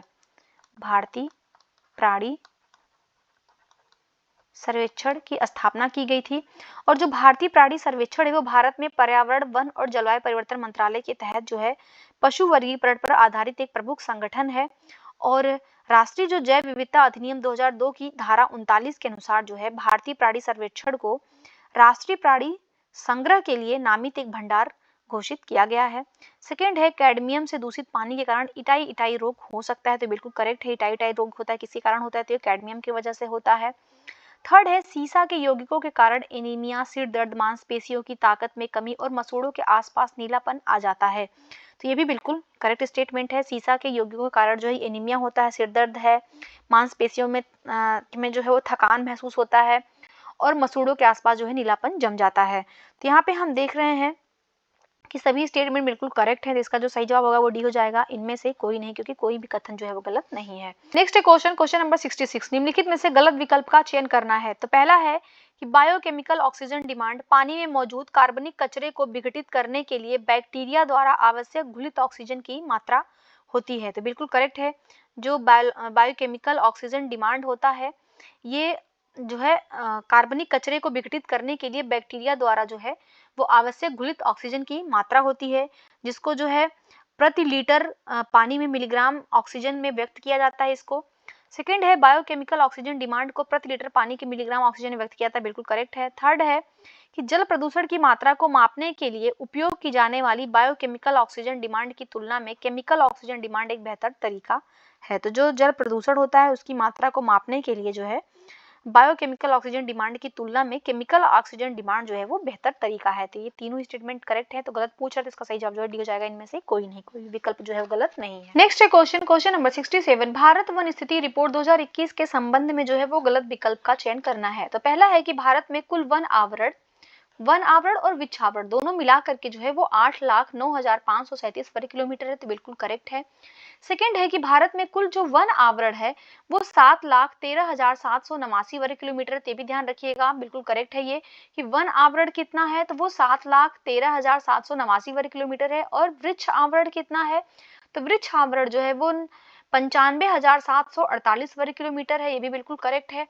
और डी है कि भारत में कुल मैंग्रोव वन आवरण जो है वो 4296 वर्ग किलोमीटर है। देखिए गलत है, जो भारत में कुल मैंग्रोव आवरण है वो 4992 वर्ग किलोमीटर है, ना कि 4296। तो डी वाला जो है वो गलत है, जब इसका जो होगा डी हो जाएगा। नेक्स्ट देखते हैं 68 नंबर क्वेश्चन, निम्नलिखित में से गलत विकल्प का चयन करना है। तो पहला है, मिट्टी बचाओ आंदोलन 1977 में मध्य प्रदेश के होशंगाबाद जिले में स्थित तवा बांध के कारण होने वाले जल जमाव और लवणता के खिलाफ शुरू किया गया था। तो देखिए ये जो मिट्टी बचाओ आंदोलन प्रारंभ हुआ था ये कब हुआ था, तो ये 1977 में प्रारंभ हुआ था और ये मध्य प्रदेश के होशंगाबाद जिले में स्थित जो तवा बांध है वहां पे जो उसकी बांध की वजह से वहां पे जो है जल जमाव हो रहा था, जिसके वजह से इसके खिलाफ इसको प्रारंभ किया गया था। और ये मृदा संरक्षण को बचाने के लिए था, मिट्टी बचाओ आंदोलन। तो ये स्टेटमेंट जो है बिल्कुल करेक्ट है। सेकंड है, संयुक्त राष्ट्र संघ ने वर्ष 2009 में प्रत्येक वर्ष 22 अप्रैल को अंतरराष्ट्रीय पृथ्वी दिवस के रूप में मनाने का निश्चय किया था। देखिए ये भी बिल्कुल जो है करेक्ट स्टेटमेंट है। जो अंतरराष्ट्रीय पृथ्वी दिवस होता है वो कब मनाया जाता है, तो 22 अप्रैल को मनाया जाता है। और इसको प्रारंभ किसने किया था, तो संयुक्त राष्ट्र संघ ने किया था 2009 से। थर्ड है कि वह प्राकृतिक आपदा जिसमें गहरी झील के पानी से कार्बन डाइऑक्साइड निकलती है, लिम्निक कहलाती है। तो देखिए लिम्निक में क्या होता है कि प्राकृतिक आपदा है जिसमें गहरी झील के पानी से कार्बन डाइऑक्साइड निकलता है, उसको लिम्निक कहा जाता है। तो यहाँ पे तीनों ही स्टेटमेंट बिल्कुल करेक्ट है। इसका जो सही जवाब होगा, गलत पूछ रहा है तो सही जवाब डी हो जाएगा। इनमें से कोई नहीं, कोई भी विकल्प जो है गलत नहीं है। और देखिए मृदा संरक्षण दिवस कब मनाया जाता है, तो ये भी ध्यान रखिएगा आप लोग।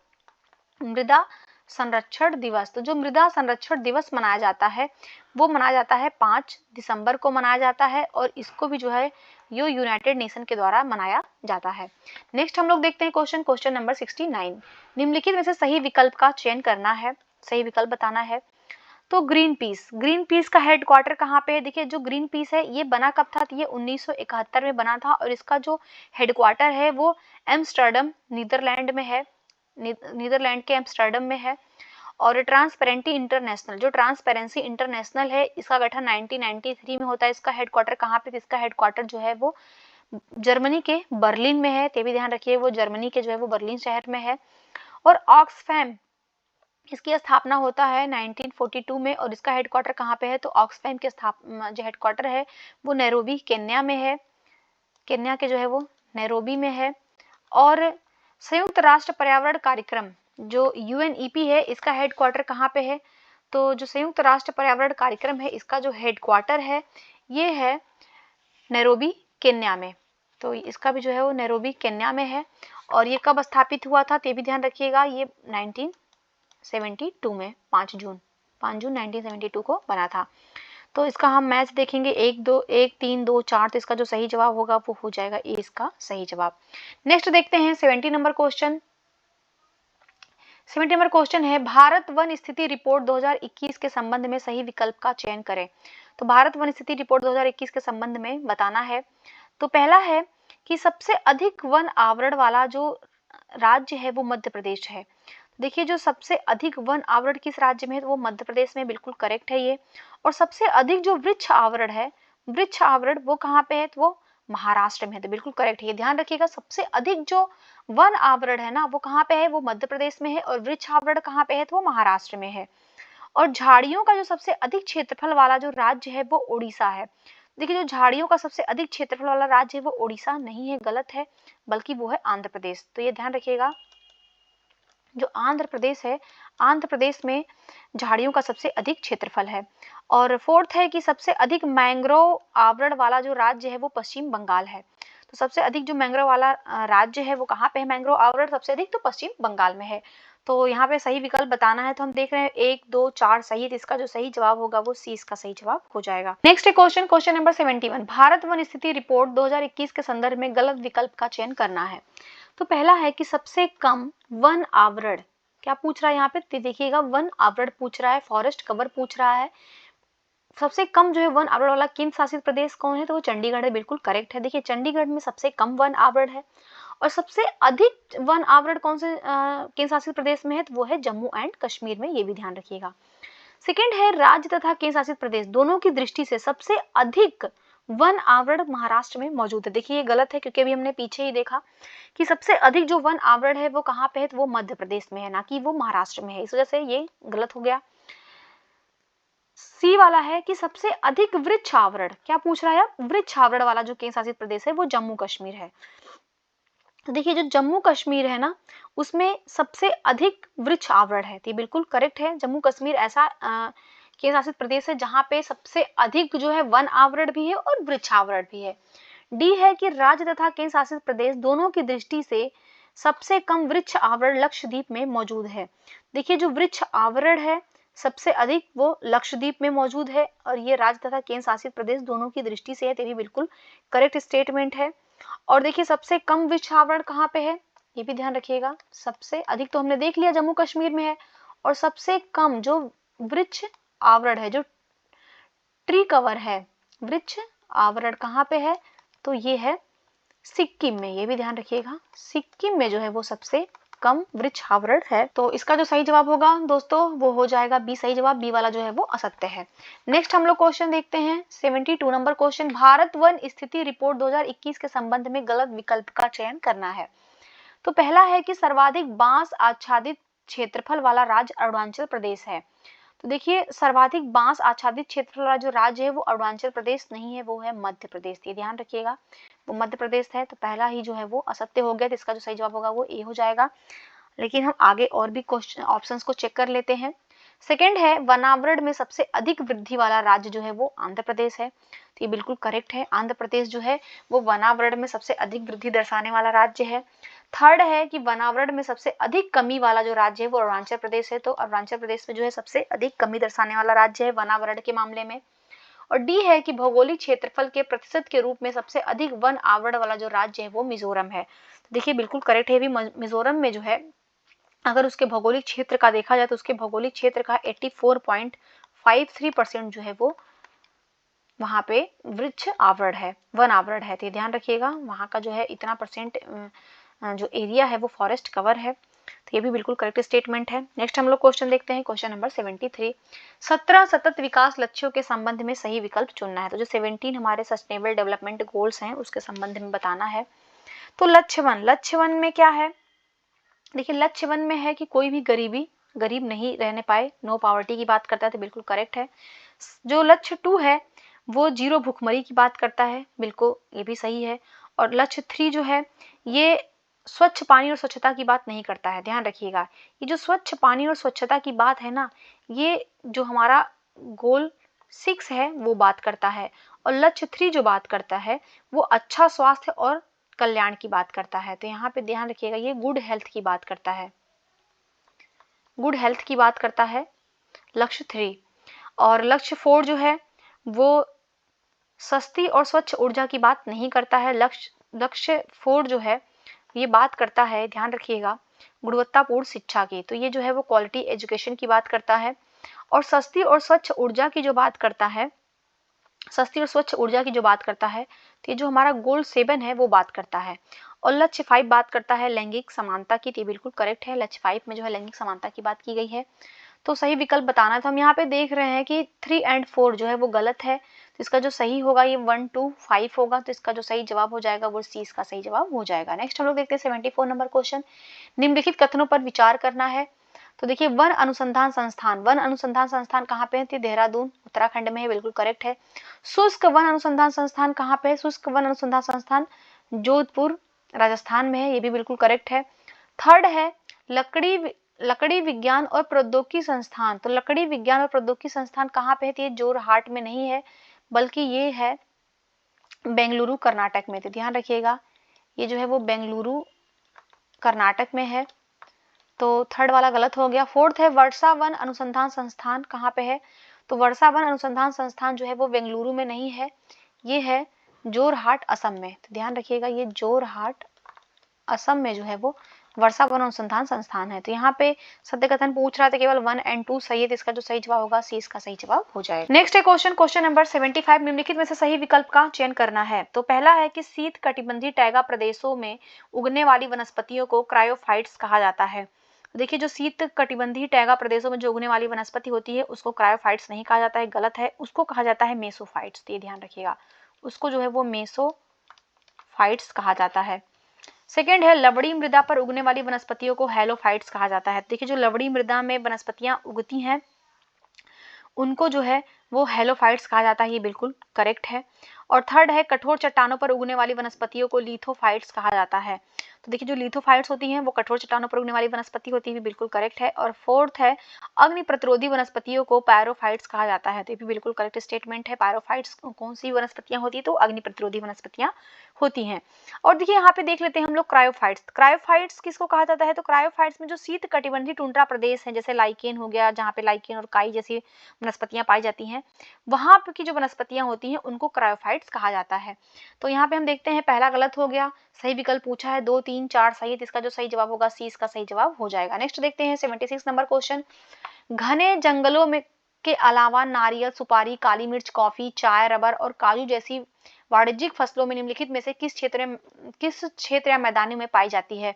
तो घने जंगलों के अलावा ये जो वनस्पतियां होती हैं, ये जो जो वाणिज्यिक फसलें दी हुई हैं, ये किन क्षेत्रों में पाई जाती हैं, तो ये पाई जाती है मालाबार क्षेत्र में, इसलिए इसका जो सही जवाब होगा वो ए इसका सही जवाब हो जाएगा, मालाबार क्षेत्रों में पाई जाती हैं। नेक्स्ट देखते हैं क्वेश्चन 77 नंबर क्वेश्चन, निम्नलिखित में से सही विकल्प का चयन करना है और बताना है कौन सा आंसर जो होगा वो सही होगा। तो पहला है उष्णकटिबंधीय बायोम में लेटेराइट मृदा पाई जाती है। देखिए बिल्कुल करेक्ट है, जो उष्णकटिबंधीय बायोम होता है वहां पे लेटेराइट मृदा पाई जाती है। लेटेराइट मृदा में क्या होता है, चाय हो गया, कहवा हो गया जैसी फसलें इसमें बोई जाती हैं और इनकी जो प्रकृति होती है थोड़ी अम्लीय प्रकृति की मृदाएं होती हैं लेटेराइट मृदा। सेकेंड है मानसूनी वन बायोम में पाई जाने वाली मृदा पोषक तत्वों से भरपूर मृदा होती है। तो ये बिल्कुल करेक्ट है, जो मानसूनी बायोम में मृदा जो पाई जाती है वो पोषक तत्वों से भरपूर होती है। और थर्ड है टैगा बायोम में पाई जाने वाली जो मृदा है वो अम्लीय मृदा होती है तथा इस मृदा में खनिज तत्वों की कमी होती है। तो ये बिल्कुल करेक्ट है, जो टैगा बायोम में मृदाएं पाई जाती हैं उस थोड़ी अम्लीय प्रकृति की होती हैं और उसमें खनिज तत्वों की थोड़ी कमी होती है। तो यहाँ पे हम देखते हैं तीनों स्टेटमेंट करेक्ट, इसका जो सही जवाब होगा वो सी हो जाएगा। नेक्स्ट देखते हैं 78 नंबर क्वेश्चन, निम्नलिखित में से सही विकल्प का चयन करना है। तो पहला है कि भारत का सबसे उत्तरी रामसर स्थल, भारत का सबसे उत्तरी रामसर स्थल है वो वुलर झील है, ये बिल्कुल करेक्ट है। और ये स्थल कहाँ पे है, तो ये भी ध्यान रखिएगा, ये जम्मू कश्मीर में है। और भारत का सबसे पूर्वी रामसर स्थल कौन सा है, तो ये लोकटक झील है। कहाँ पे है ये, तो ये मणिपुर में है, तो ये भी ध्यान रखिएगा, ये मणिपुर में है लोकटक झील। और थर्ड है भारत का सबसे पश्चिमी जो रामसर स्थल है, पश्चिमी रामसर स्थल वो सूरसागर झील है। और तो देखिए ये तो गलत हो गया, क्यों, क्योंकि जो भारत का सबसे पश्चिमी रामसर स्थल है ना वो सूरसागर झील नहीं है, बल्कि वो नल सरोवर पक्षी अभयारण्य है। ये ध्यान रखिएगा, नल सरोवर पक्षी अभयारण्य है। ये कहाँ पे है, तो ये है गुजरात में, ये गुजरात में है। सूरसागर झील भी देखिए गुजरात में ही है। तो ध्यान रखिएगा, जो भारत का जो सबसे पश्चिमी रामसर स्थल है वो नल सरोवर पक्षी अभयारण्य है जो गुजरात में है। और फोर्थ है कि भारत का सबसे दक्षिणी जो रामसर स्थल है वो अष्टमुडी झील केरल का है, बिल्कुल करेक्ट है। तो यहाँ पे थर्ड वाला गलत हो गया, 1 2 4 सही है, तो इसका जो सही जवाब होगा वो 20 का सही जवाब हो जाएगा। नेक्स्ट हम लोग देखते हैं 79 नंबर क्वेश्चन, भारत वन स्थिति रिपोर्ट 2021 के संबंध में गलत विकल्प का चयन करना है, बताना है कौन सा विकल्प जो है वो गलत है। तो पहला है कि भारत में आदिवासी जिलों की संख्या 182 है। तो देखिए ये गलत हो गया, क्यों, क्योंकि भारत वन स्थिति रिपोर्ट 2021 के अनुसार भारत में जो आदिवासी जिले हैं उनकी संख्या जो है वो 218 है। तो पहला ही गलत हो गया, तो इसका जो सही जवाब होगा वो ए हो जाएगा। गलत विकल्प ही पूछ रहा है, और भी विकल्प को हम चेक कर लेते हैं। सेकेंड है कि पहाड़ी जिलों में वन क्षेत्र में 902 वर्ग किलोमीटर की कमी दर्ज की गई है। तो देखिए बिल्कुल करेक्ट है, पहाड़ी जो जिले हैं उनके वन क्षेत्रों में 902 वर्ग किलोमीटर की कमी दर्ज हुई है। और थर्ड है आदिवासी जिलों के में वन क्षेत्र में 55 वर्ग किलोमीटर की कमी दर्ज की गई है, तो भी बिल्कुल करेक्ट है। और फोर्थ है कार्बन स्टॉक के मामले में अरुणाचल प्रदेश देश में पहले स्थान पर है, तो ये बिल्कुल करेक्ट है, कार्बन स्टॉक के मामले में अरुणाचल प्रदेश नंबर 1 पे है। तो यहाँ पे जो है बी सी डी तीनों ही सही है, परंतु ए जो है वो सही नहीं है। नेक्स्ट है question number 80, 17वीं Uttar Pradesh one सर्वेक्षण रिपोर्ट 2021 के वास्तविक अनुपात में गलत विकल्प का चयन करना है। तो पहला है कुल और प्रतिशत दोनों की दृष्टि से जो सबसे अधिक वनावरण है वो सोनभद्र जिले में मौजूद है, तो बिल्कुल करेक्ट है। अगर हम टोटल देखें एरिया वाइज और परसेंटेज वाइज, ये दोनों जो है वो वनावरण सबसे अधिक कहाँ पे, तो सोनभद्र जिले में है। सेकंड है कुल और प्रतिशत दोनों की दृष्टि से सबसे कम वनावरण कहाँ पे है, तो भदोही जिले में है, ये भी बिल्कुल जो है करेक्ट है, सबसे कम भदोही में है, सबसे अधिक सोनभद्र में है। थर्ड है झाड़ियों का जो सबसे अधिक क्षेत्रफल है वो आगरा जिले में है, तो ये भी बिल्कुल करेक्ट है, झाड़ियां सबसे अधिक कहाँ पे है, तो वो आगरा में है। तो तीनों स्टेटमेंट सही है, परंतु यहाँ पे गलत पूछ रहा है, इसलिए सही जवाब जो है वो डी हो जाएगा, इनमें से कोई नहीं। नेक्स्ट देखते हैं 81 number question, 17वीं Uttar Pradesh one सर्वेक्षण रिपोर्ट 2021 के संबंध में सही विकल्प का चयन करना है। तो सबसे कम खुले वनों वाला जिला कौन सा है, देखिए जो सबसे कम खुले वनों वाला जिला है वो है भदोही जिला, बिल्कुल करेक्ट है ये। और सबसे कम मध्यम सघन वनों वाला जिला जो है वो संत कबीर नगर है, तो ये भी बिल्कुल करेक्ट है, जो सबसे कम मध्यम सघन वन कहाँ पे पाए जाते हैं, तो वो संत कबीर नगर में है। और वनावरण में सबसे अधिक कमी जो है सहारनपुर में दर्ज की गई है। देखिए जो वनावरण में सबसे अधिक कमी दर्ज की गई है वो सहारनपुर में नहीं की गई है, बल्कि वो सोनभद्र में की गई है। तो सोनभद्र में सबसे अधिक जो है वनावरण भी है, परंतु यहाँ पे सबसे कमी भी दर्ज की गई है। और डी है वनावरण में सबसे अधिक वृद्धि कहाँ पे हुई है, तो सोनभद्र में होती है। गलत है, वृद्धि जो है सोनभद्र में नहीं हुई है, वृद्धि जो दर्ज की गई है वो सहारनपुर में दर्ज की गई है। तो यहाँ पे हम देखते हैं केवल 1 और 2 सही है, तो इसका जो सही जवाब होगा वो ए इसका सही जवाब हो जाएगा। नेक्स्ट देखते हैं क्वेश्चन 82 नंबर क्वेश्चन, वर्ष 1985 में निम्नलिखित में से किस नदी पर बन रहे सरदार सरोवर बहुउद्देशीय बांध परियोजना में के प्रत्याशित दुष्परिणामों के विरोध में नर्मदा बचाओ आंदोलन शुरू किया गया था। देखिए, जो नर्मदा बचाओ आंदोलन प्रारंभ किया गया था ये 1985 में प्रारंभ किया गया था, और ये जो नर्मदा नदी पर बन रहा था सरदार सरोवर बहुउद्देशीय बांध परियोजना, और उसी में जो है उसके दुष्परिणाम के विरोध में इसको प्रारंभ किया गया था। और इसके जो नेतृत्व किसने किया था ये भी एग्जाम में पूछा जाता है, इसके नेतृत्वकर्ता कौन थे, तो ये भी ध्यान रखिएगा। इसके जो नेतृत्वकर्ता थे वो मेधा पाटेकर, वो जो थे वो मेधा पाटेकर के नेतृत्व में जो है वो नर्मदा बचाओ आंदोलन प्रारंभ किया गया था। और ये परियोजना जो है सरदार सरोवर बहुउद्देशीय बांध ये किस किस राज्यों में है, तो ये गुजरात, मध्य प्रदेश और महाराष्ट्र, ये ध्यान रखिएगा। ये गुजरात, मध्य प्रदेश और महाराष्ट्र, इन 3 राज्यों की जो ये संयुक्त परियोजना है। तो किस नदी से संबंधित है, नर्मदा नदी से, इसका सही जवाब होगा वो बी हो जाएगा। नेक्स्ट क्वेश्चन नंबर 83, निम्नलिखित में से सही विकल्प का चयन करना है। पहला है यहाँ पे, उत्तराखंड के चमोली जिले में कल्याण सिंह रावत के नेतृत्व में शुरू हुए मैती आंदोलन भारत के विभिन्न क्षेत्रों के साथ साथ विश्व स्तर पर ख्याति प्राप्त कर चुका है। सेकेंड है, वर्ष 1994 में कल्याण सिंह रावत ने शादी में जूता चुराई की परंपरा के स्थान पर दूल्हे द्वारा लड़की के मायके में पौधा लगाने की परंपरा शुरू की थी, जो आज भी उत्तराखंड में व्यापक रूप से प्रचलित परंपरा बन गई है। देखिए, यहाँ पे ये दोनों ही स्टेटमेंट करेक्ट है। मैती आंदोलन क्या है, मैती का अर्थ ही होता है मायका, तो उससे संबंधित ये आंदोलन है, और ये पर्यावरण आंदोलन है एक तरीके से देखा जाए तो। और इसमें है क्या कि जो उत्तराखंड में ये कल्याण सिंह ने स्टार्ट ही कर दिया था कि जो जूता चोराई की रस्म होती है उसके जगह पे जो है लड़का पैसा ना दे करके लड़की के मायके में जो है वो वृक्ष लगवाएगा, पौधे लगवाएगा। तो ये दोनों स्टेटमेंट करेक्ट है, और आज जो है इसका वर्ल्ड पे भी बहुत ज्यादा इसको मान्यता मिल चुकी है। वर्ल्ड में भी कई जगह ये प्रारंभ कर दिया गया है, जैसे नॉर्वे हो गया, कनाडा हो गया, अमेरिका हो गया, ऑस्ट्रिया हो गया, कई जगह पे ऐसी प्रथाएं प्रारंभ की गई हैं। तो इसका जो सही जवाब होगा वो सी हो जाएगा, इसका सही जवाब। नेक्स्ट देखते हैं क्वेश्चन 84 नंबर क्वेश्चन, निम्नलिखित कथनों पर विचार करना है और सत्य कथन बताना है। तो महेश चंद्र मेहता को जो है वो ग्रीन एडवोकेट कहा जाता है, बिल्कुल करेक्ट है। राजन सिंह को भारत का जल पुरुष कहा जाता है, ये भी बिल्कुल सही है। और जादव पायेंग जो है इनको भारत का वन पुरुष कहा जाता है, और सलीम अली को जो है भारत का पक्षी पुरुष कहा जाता है। तो ये चारों ही स्टेटमेंट बिल्कुल करेक्ट है, इसका जो सही जवाब होगा वो डी हो जाएगा। 1 2 3 4 जो है सभी करेक्ट है।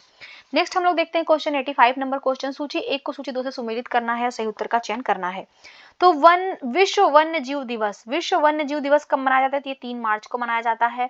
और विश्व जैव विविधता दिवस कब मनाया जाता है, तो ये 22 मई को मनाया जाता है। और विश्व पर्यावरण दिवस कब मनाया जाता है, तो ये 5 जून को मनाया जाता है। और विश्व मैंग्रोव दिवस कब मनाया जाता है, तो 26 जुलाई को मनाया जाता है। तो इसका जो सही मैच हो जाएगा 1 3 2 4, तो ए इसका जो है सही जवाब हो जाएगा। नेक्स्ट देखते हैं 86 नंबर क्वेश्चन, निम्नलिखित को सुमेलित करना है, सूची 1 है, सूची 2 है। तो राष्ट्रीय सौर मिशन है किस मंत्रालय का है, तो ये नवीन एवं नवीकरणीय ऊर्जा मंत्रालय से संबंधित है। सेकंड है राष्ट्रीय संवर्धित ऊर्जा दक्षता मिशन, जो राष्ट्रीय संवर्धित ऊर्जा दक्षता मिशन है जिसको 2010 में प्रारंभ किया गया था, और ये आता है ऊर्जा मंत्रालय के अधीन, तो इसको 4 से मैच कर देंगे। और राष्ट्रीय सतत पर्यावरण मिशन, जो राष्ट्रीय सतत पर्यावास मिशन है, इसको प्रारंभ किया गया था ग्रामीण विकास मंत्रालय के अधीन, तो इसको जो है 3 से मैच कर देंगे। और राष्ट्रीय हरित भारत जो मिशन है, इसका प्रारंभ पर्यावरण, वन एवं जलवायु परिवर्तन मंत्रालय के तहत किया गया था, इसको 2 से मैच कर देंगे। तो इसका जो सही जवाब होगा वो डी इसका सही जवाब हो जाएगा। 1 ए का 1, बी का 4, सी का 3 और डी का 2। नेक्स्ट हम लोग क्वेश्चन देखते हैं 87 नंबर क्वेश्चन, निम्नलिखित में से गलत विकल्प का चयन करना है। तो पहला है कि भारतीय संसद ने 1972 में वन्य जीव संरक्षण अधिनियम बनाया, जिसके माध्यम से देश में वन्य जीवों को सुरक्षा प्रदान की जाती है, तो बिल्कुल करेक्ट है। जो वन्य जीव संरक्षण अधिनियम है 1972 का, इसको भारतीय संसद के द्वारा इसको पारित किया गया था, और इसका उद्देश्य है कि जो देश में वन्य जीव है उनको सुरक्षा प्रदान की जाए। सेकेंड है कि भारत दुनिया का पहला ऐसा देश है जहां संविधान में पर्यावरण संरक्षण का प्रावधान है, बिल्कुल करेक्ट है। हमारे संविधान में जो है पर्यावरण संरक्षण की बात किया गया है, कहाँ पे किया गया है आप कमेंट बॉक्स में बताइएगा, किस किस अनुच्छेद के तहत जो है बात किया गया है। सी है वन्य जीव संरक्षण अधिनियम 1972 पौधों और जानवरों की प्रजातियों की रक्षा के उद्देश्यों से पारित भारत संसद का एक अधिनियम है। तो ये भी बिल्कुल करेक्ट है, तीनों ही स्टेटमेंट बिल्कुल करेक्ट हैं। तो इसका जो सही जवाब होगा वो डी हो जाएगा, इनमें से कोई नहीं, अर्थात कोई भी कथन जो है वो गलत नहीं है। नेक्स्ट हम लोग क्वेश्चन देखते हैं, क्वेश्चन नंबर 88 नंबर क्वेश्चन। निम्नलिखित में से गलत विकल्प का चयन करना है, गलत विकल्प बताना है। तो पहला है यहाँ पे कि जल प्रदूषण की रोकथाम और नियंत्रण अधिनियम 1976 को देश में जल प्रदूषण को रोकने और नियंत्रित करने और पानी की अखंडता को बनाए रखने या बहाल करने के उद्देश्य से अधिनियमित किया गया था।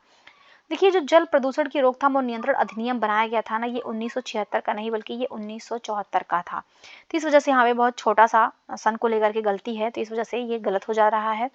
सेकंड है कि जल प्रदूषण की रोकथाम और नियंत्रण अधिनियम 1988 में संशोधित किया गया था, तो बिल्कुल करेक्ट है। ये बना तो 1974 में था, परंतु इसको संशोधित किया जाता है 1988 में। और जल प्रदूषण की रोकथाम और नियंत्रण उपचार जो अधिनियम है 1977, उसको कुछ प्रकार की औद्योगिक गतिविधियों को चलाने वाले व्यक्तियों द्वारा उपयोग किए जाने वाले पानी पर उपकर लगाने और संग्रह करने के लिए भी अधिनियमित किया गया था। बिल्कुल करेक्ट है, जो 1977 का अधिनियम था। ये जो पानी के लिए औद्योगिक जो औद्योगिक गतिविधि कर रहे हैं, उन पे जो है वो पानी पर उपकर लगाने के लिए इसको बनाया गया था। तो यहाँ पे हम देख लेते हैं इसका जो सही जवाब होगा वो ए हो जाएगा। ए वाला जो है वो गलत था। क्यों? क्योंकि जो जल प्रदूषण की रोकथाम और नियंत्रण अधिनियम बना था ये 1974 में बना था। नेक्स्ट हम लोग क्वेश्चन देखते हैं 89 नंबर क्वेश्चन। निम्नलिखित में से सही विकल्प का चुनाव करना है। तो पहला है कि पशुओं के प्रति क्रूरता की रोकथाम के संपत्ति, जानवरों की देखभाल और रख रखाव नियम 2017 को पशु क्रूरता निवारण अधिनियम 1960 के तहत तैयार किया गया था। देखिए, पशुओं के प्रति जो है क्रूरता की रोकथाम के लिए और जो है नियम 2017 को पशु क्रूरता निवारण अधिनियम 1960 के तहत जो इसको बनाया गया है, बिल्कुल करेक्ट है ये। सेकंड है कि वायु प्रदूषण की रोकथाम और नियंत्रण अधिनियम 1981 भारत में वायु प्रदूषण के हानिकारक प्रभावों को रोकने और नियंत्रित करने के उद्देश्य से भारत की संसद के द्वारा पारित एक अधिनियम था। तो ये भी बिल्कुल जो है करेक्ट है, दोनों स्टेटमेंट सही है। इसका जो सही जवाब होगा वो सी हो जाएगा। नेक्स्ट देखते हैं 90 नंबर क्वेश्चन। निम्नलिखित में से सही विकल्प का चयन करना है, सही विकल्प बताना है। तो पहला है कि एक वैधानिक संगठन केंद्रीय प्रदूषण नियंत्रण बोर्ड का गठन सितंबर 1974 में जल प्रदूषण की रोकथाम और नियंत्रण अधिनियम 1974 के तहत किया गया था। तो देखिए, अभी हमने पीछे ही इसको देखा कि जो जल प्रदूषण की रोकथाम और नियंत्रण अधिनियम का गठन किया गया है वो 1974 में किया गया था। और इसी के तहत जो है एक वैधानिक संगठन जिसको केंद्रीय प्रदूषण नियंत्रण बोर्ड जो कहा जाता है, central pollution control board, CPCB, इसका गठन जो है किया जाता है। तो ये बिल्कुल करेक्ट है। सेकंड है केंद्रीय प्रदूषण नियंत्रण बोर्ड को वायु प्रदूषण की रोकथाम और नियंत्रण अधिनियम 1981 के तहत शक्तियां सौंपे गए हैं। तो बिल्कुल सही है, जो सीपीसीबी है इसको जो शक्तियां दी गई हैं वो जो है वायु प्रदूषण की रोकथाम और नियंत्रण अधिनियम 1981 के तहत दी गई हैं। और थर्ड है केंद्रीय प्रदूषण नियंत्रण बोर्ड का अध्यक्ष इसका अध्यक्ष होता है, जिसे केंद्र सरकार द्वारा नामित किया जाता है। ये भी बिल्कुल करेक्ट है।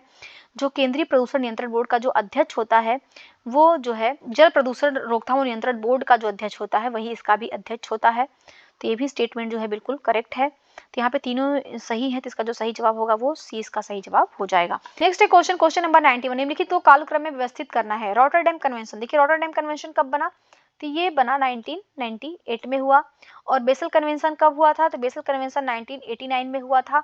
और स्टॉकहोम सम्मेलन कब हुआ था? तो ये 2001 में हुआ था। और वेटलैंड्स इंटरनेशनल ये बना था 1996 में। तो हम इसको क्रम में लगाएंगे तो सबसे पहले आ जाएगा बेसल कन्वेंशन, उसके बाद से आ जाएगा वेटलैंड इंटरनेशनल, उसके बाद से रॉटरडैम कन्वेंशन आ जाएगा, फिर आ जाएगा स्टॉकहोम सम्मेलन। इसका जो सही जवाब होगा वो डी इसका सही जवाब हो जाएगा। नेक्स्ट है क्वेश्चन नंबर 92। निम्नलिखित में से गलत विकल्प का चयन करना है। पहला है तमिलनाडु के मुख्यमंत्री एम.के. स्टालिन ने हाल ही में चेन्नई में तमिलनाडु का जो राज्य पशु है उसके संरक्षण के लिए नीलगिरी तहर परियोजना प्रारंभ किया। देखिए बिल्कुल करेक्ट स्टेटमेंट है। जो ये नीलगिरी तहर है ना, ये तमिलनाडु की राज्य पशु है और इसको संरक्षित करने के लिए जो तमिलनाडु के मुख्यमंत्री हैं एम.के. स्टालिन, उन्होंने जो नीलगिरी तहर परियोजना प्रारंभ किया है।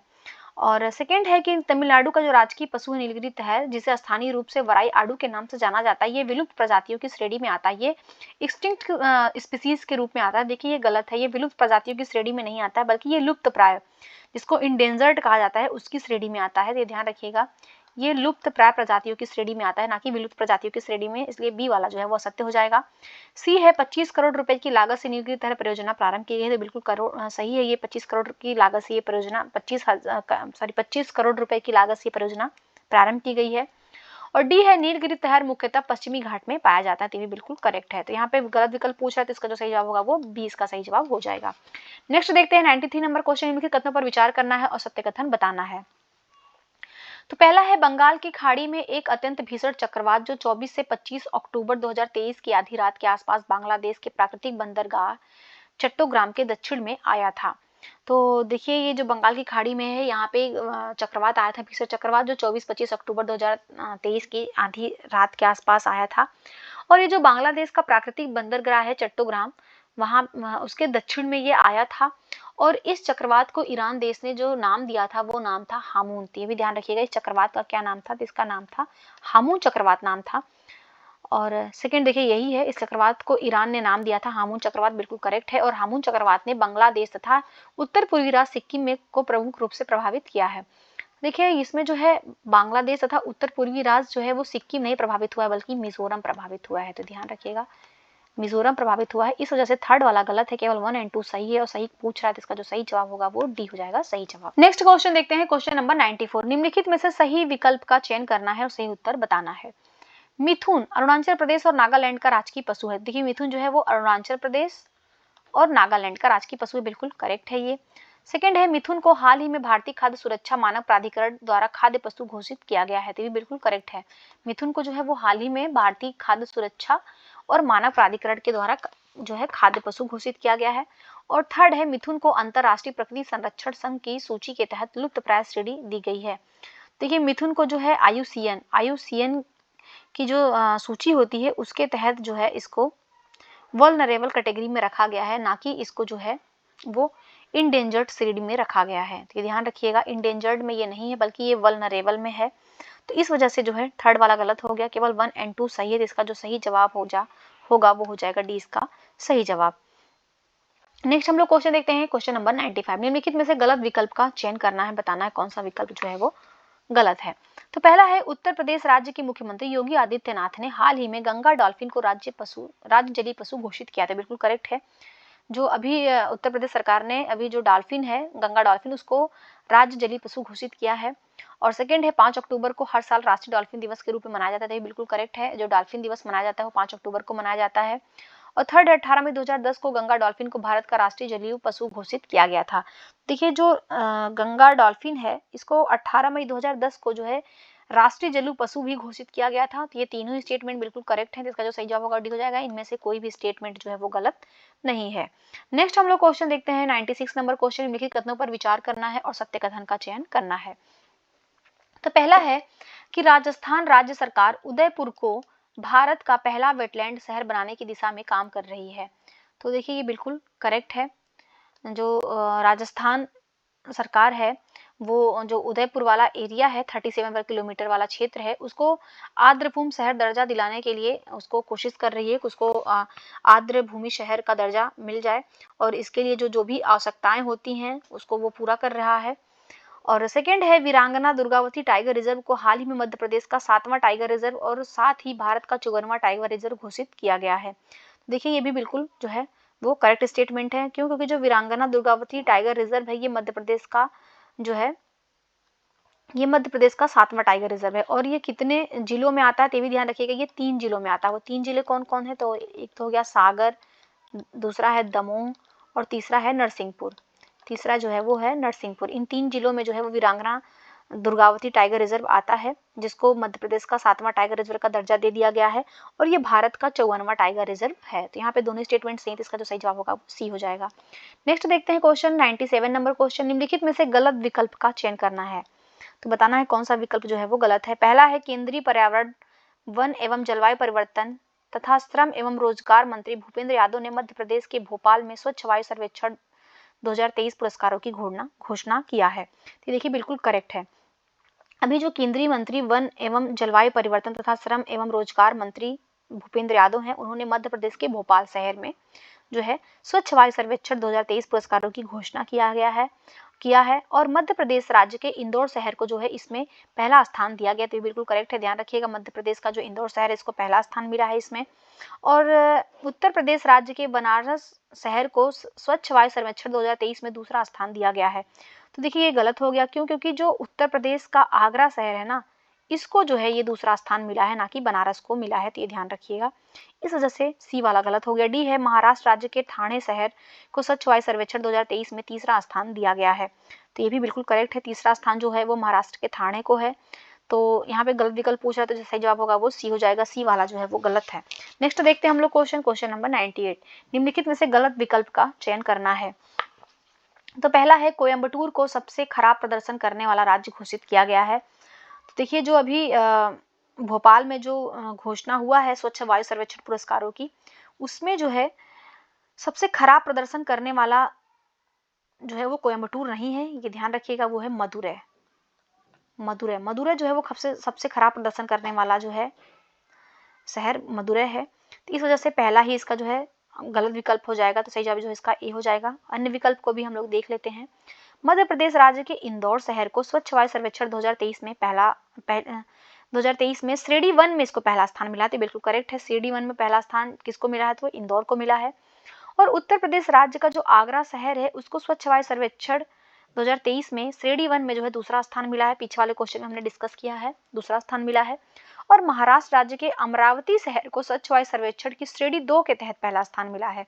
तो श्रेणी 2 के तहत पहला स्थान महाराष्ट्र का अमरावती शहर को दिया गया है, ये भी बिल्कुल करेक्ट है। नेक्स्ट हम लोग क्वेश्चन देखते हैं 99 नंबर क्वेश्चन। निम्नलिखित में से गलत विकल्प का चयन करना है। यहाँ पे बताना है कौन सा विकल्प जो है वो गलत है।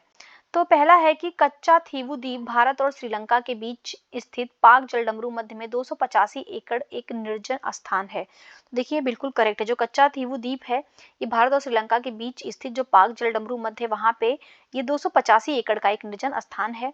और सेकंड है कि कच्चा थीवू द्वीप भारत और तमिलनाडु के रामेश्वर से लगभग 14 समुद्री मील दूरी पर स्थित एक द्वीप है, ये भी बिल्कुल जो है करेक्ट है।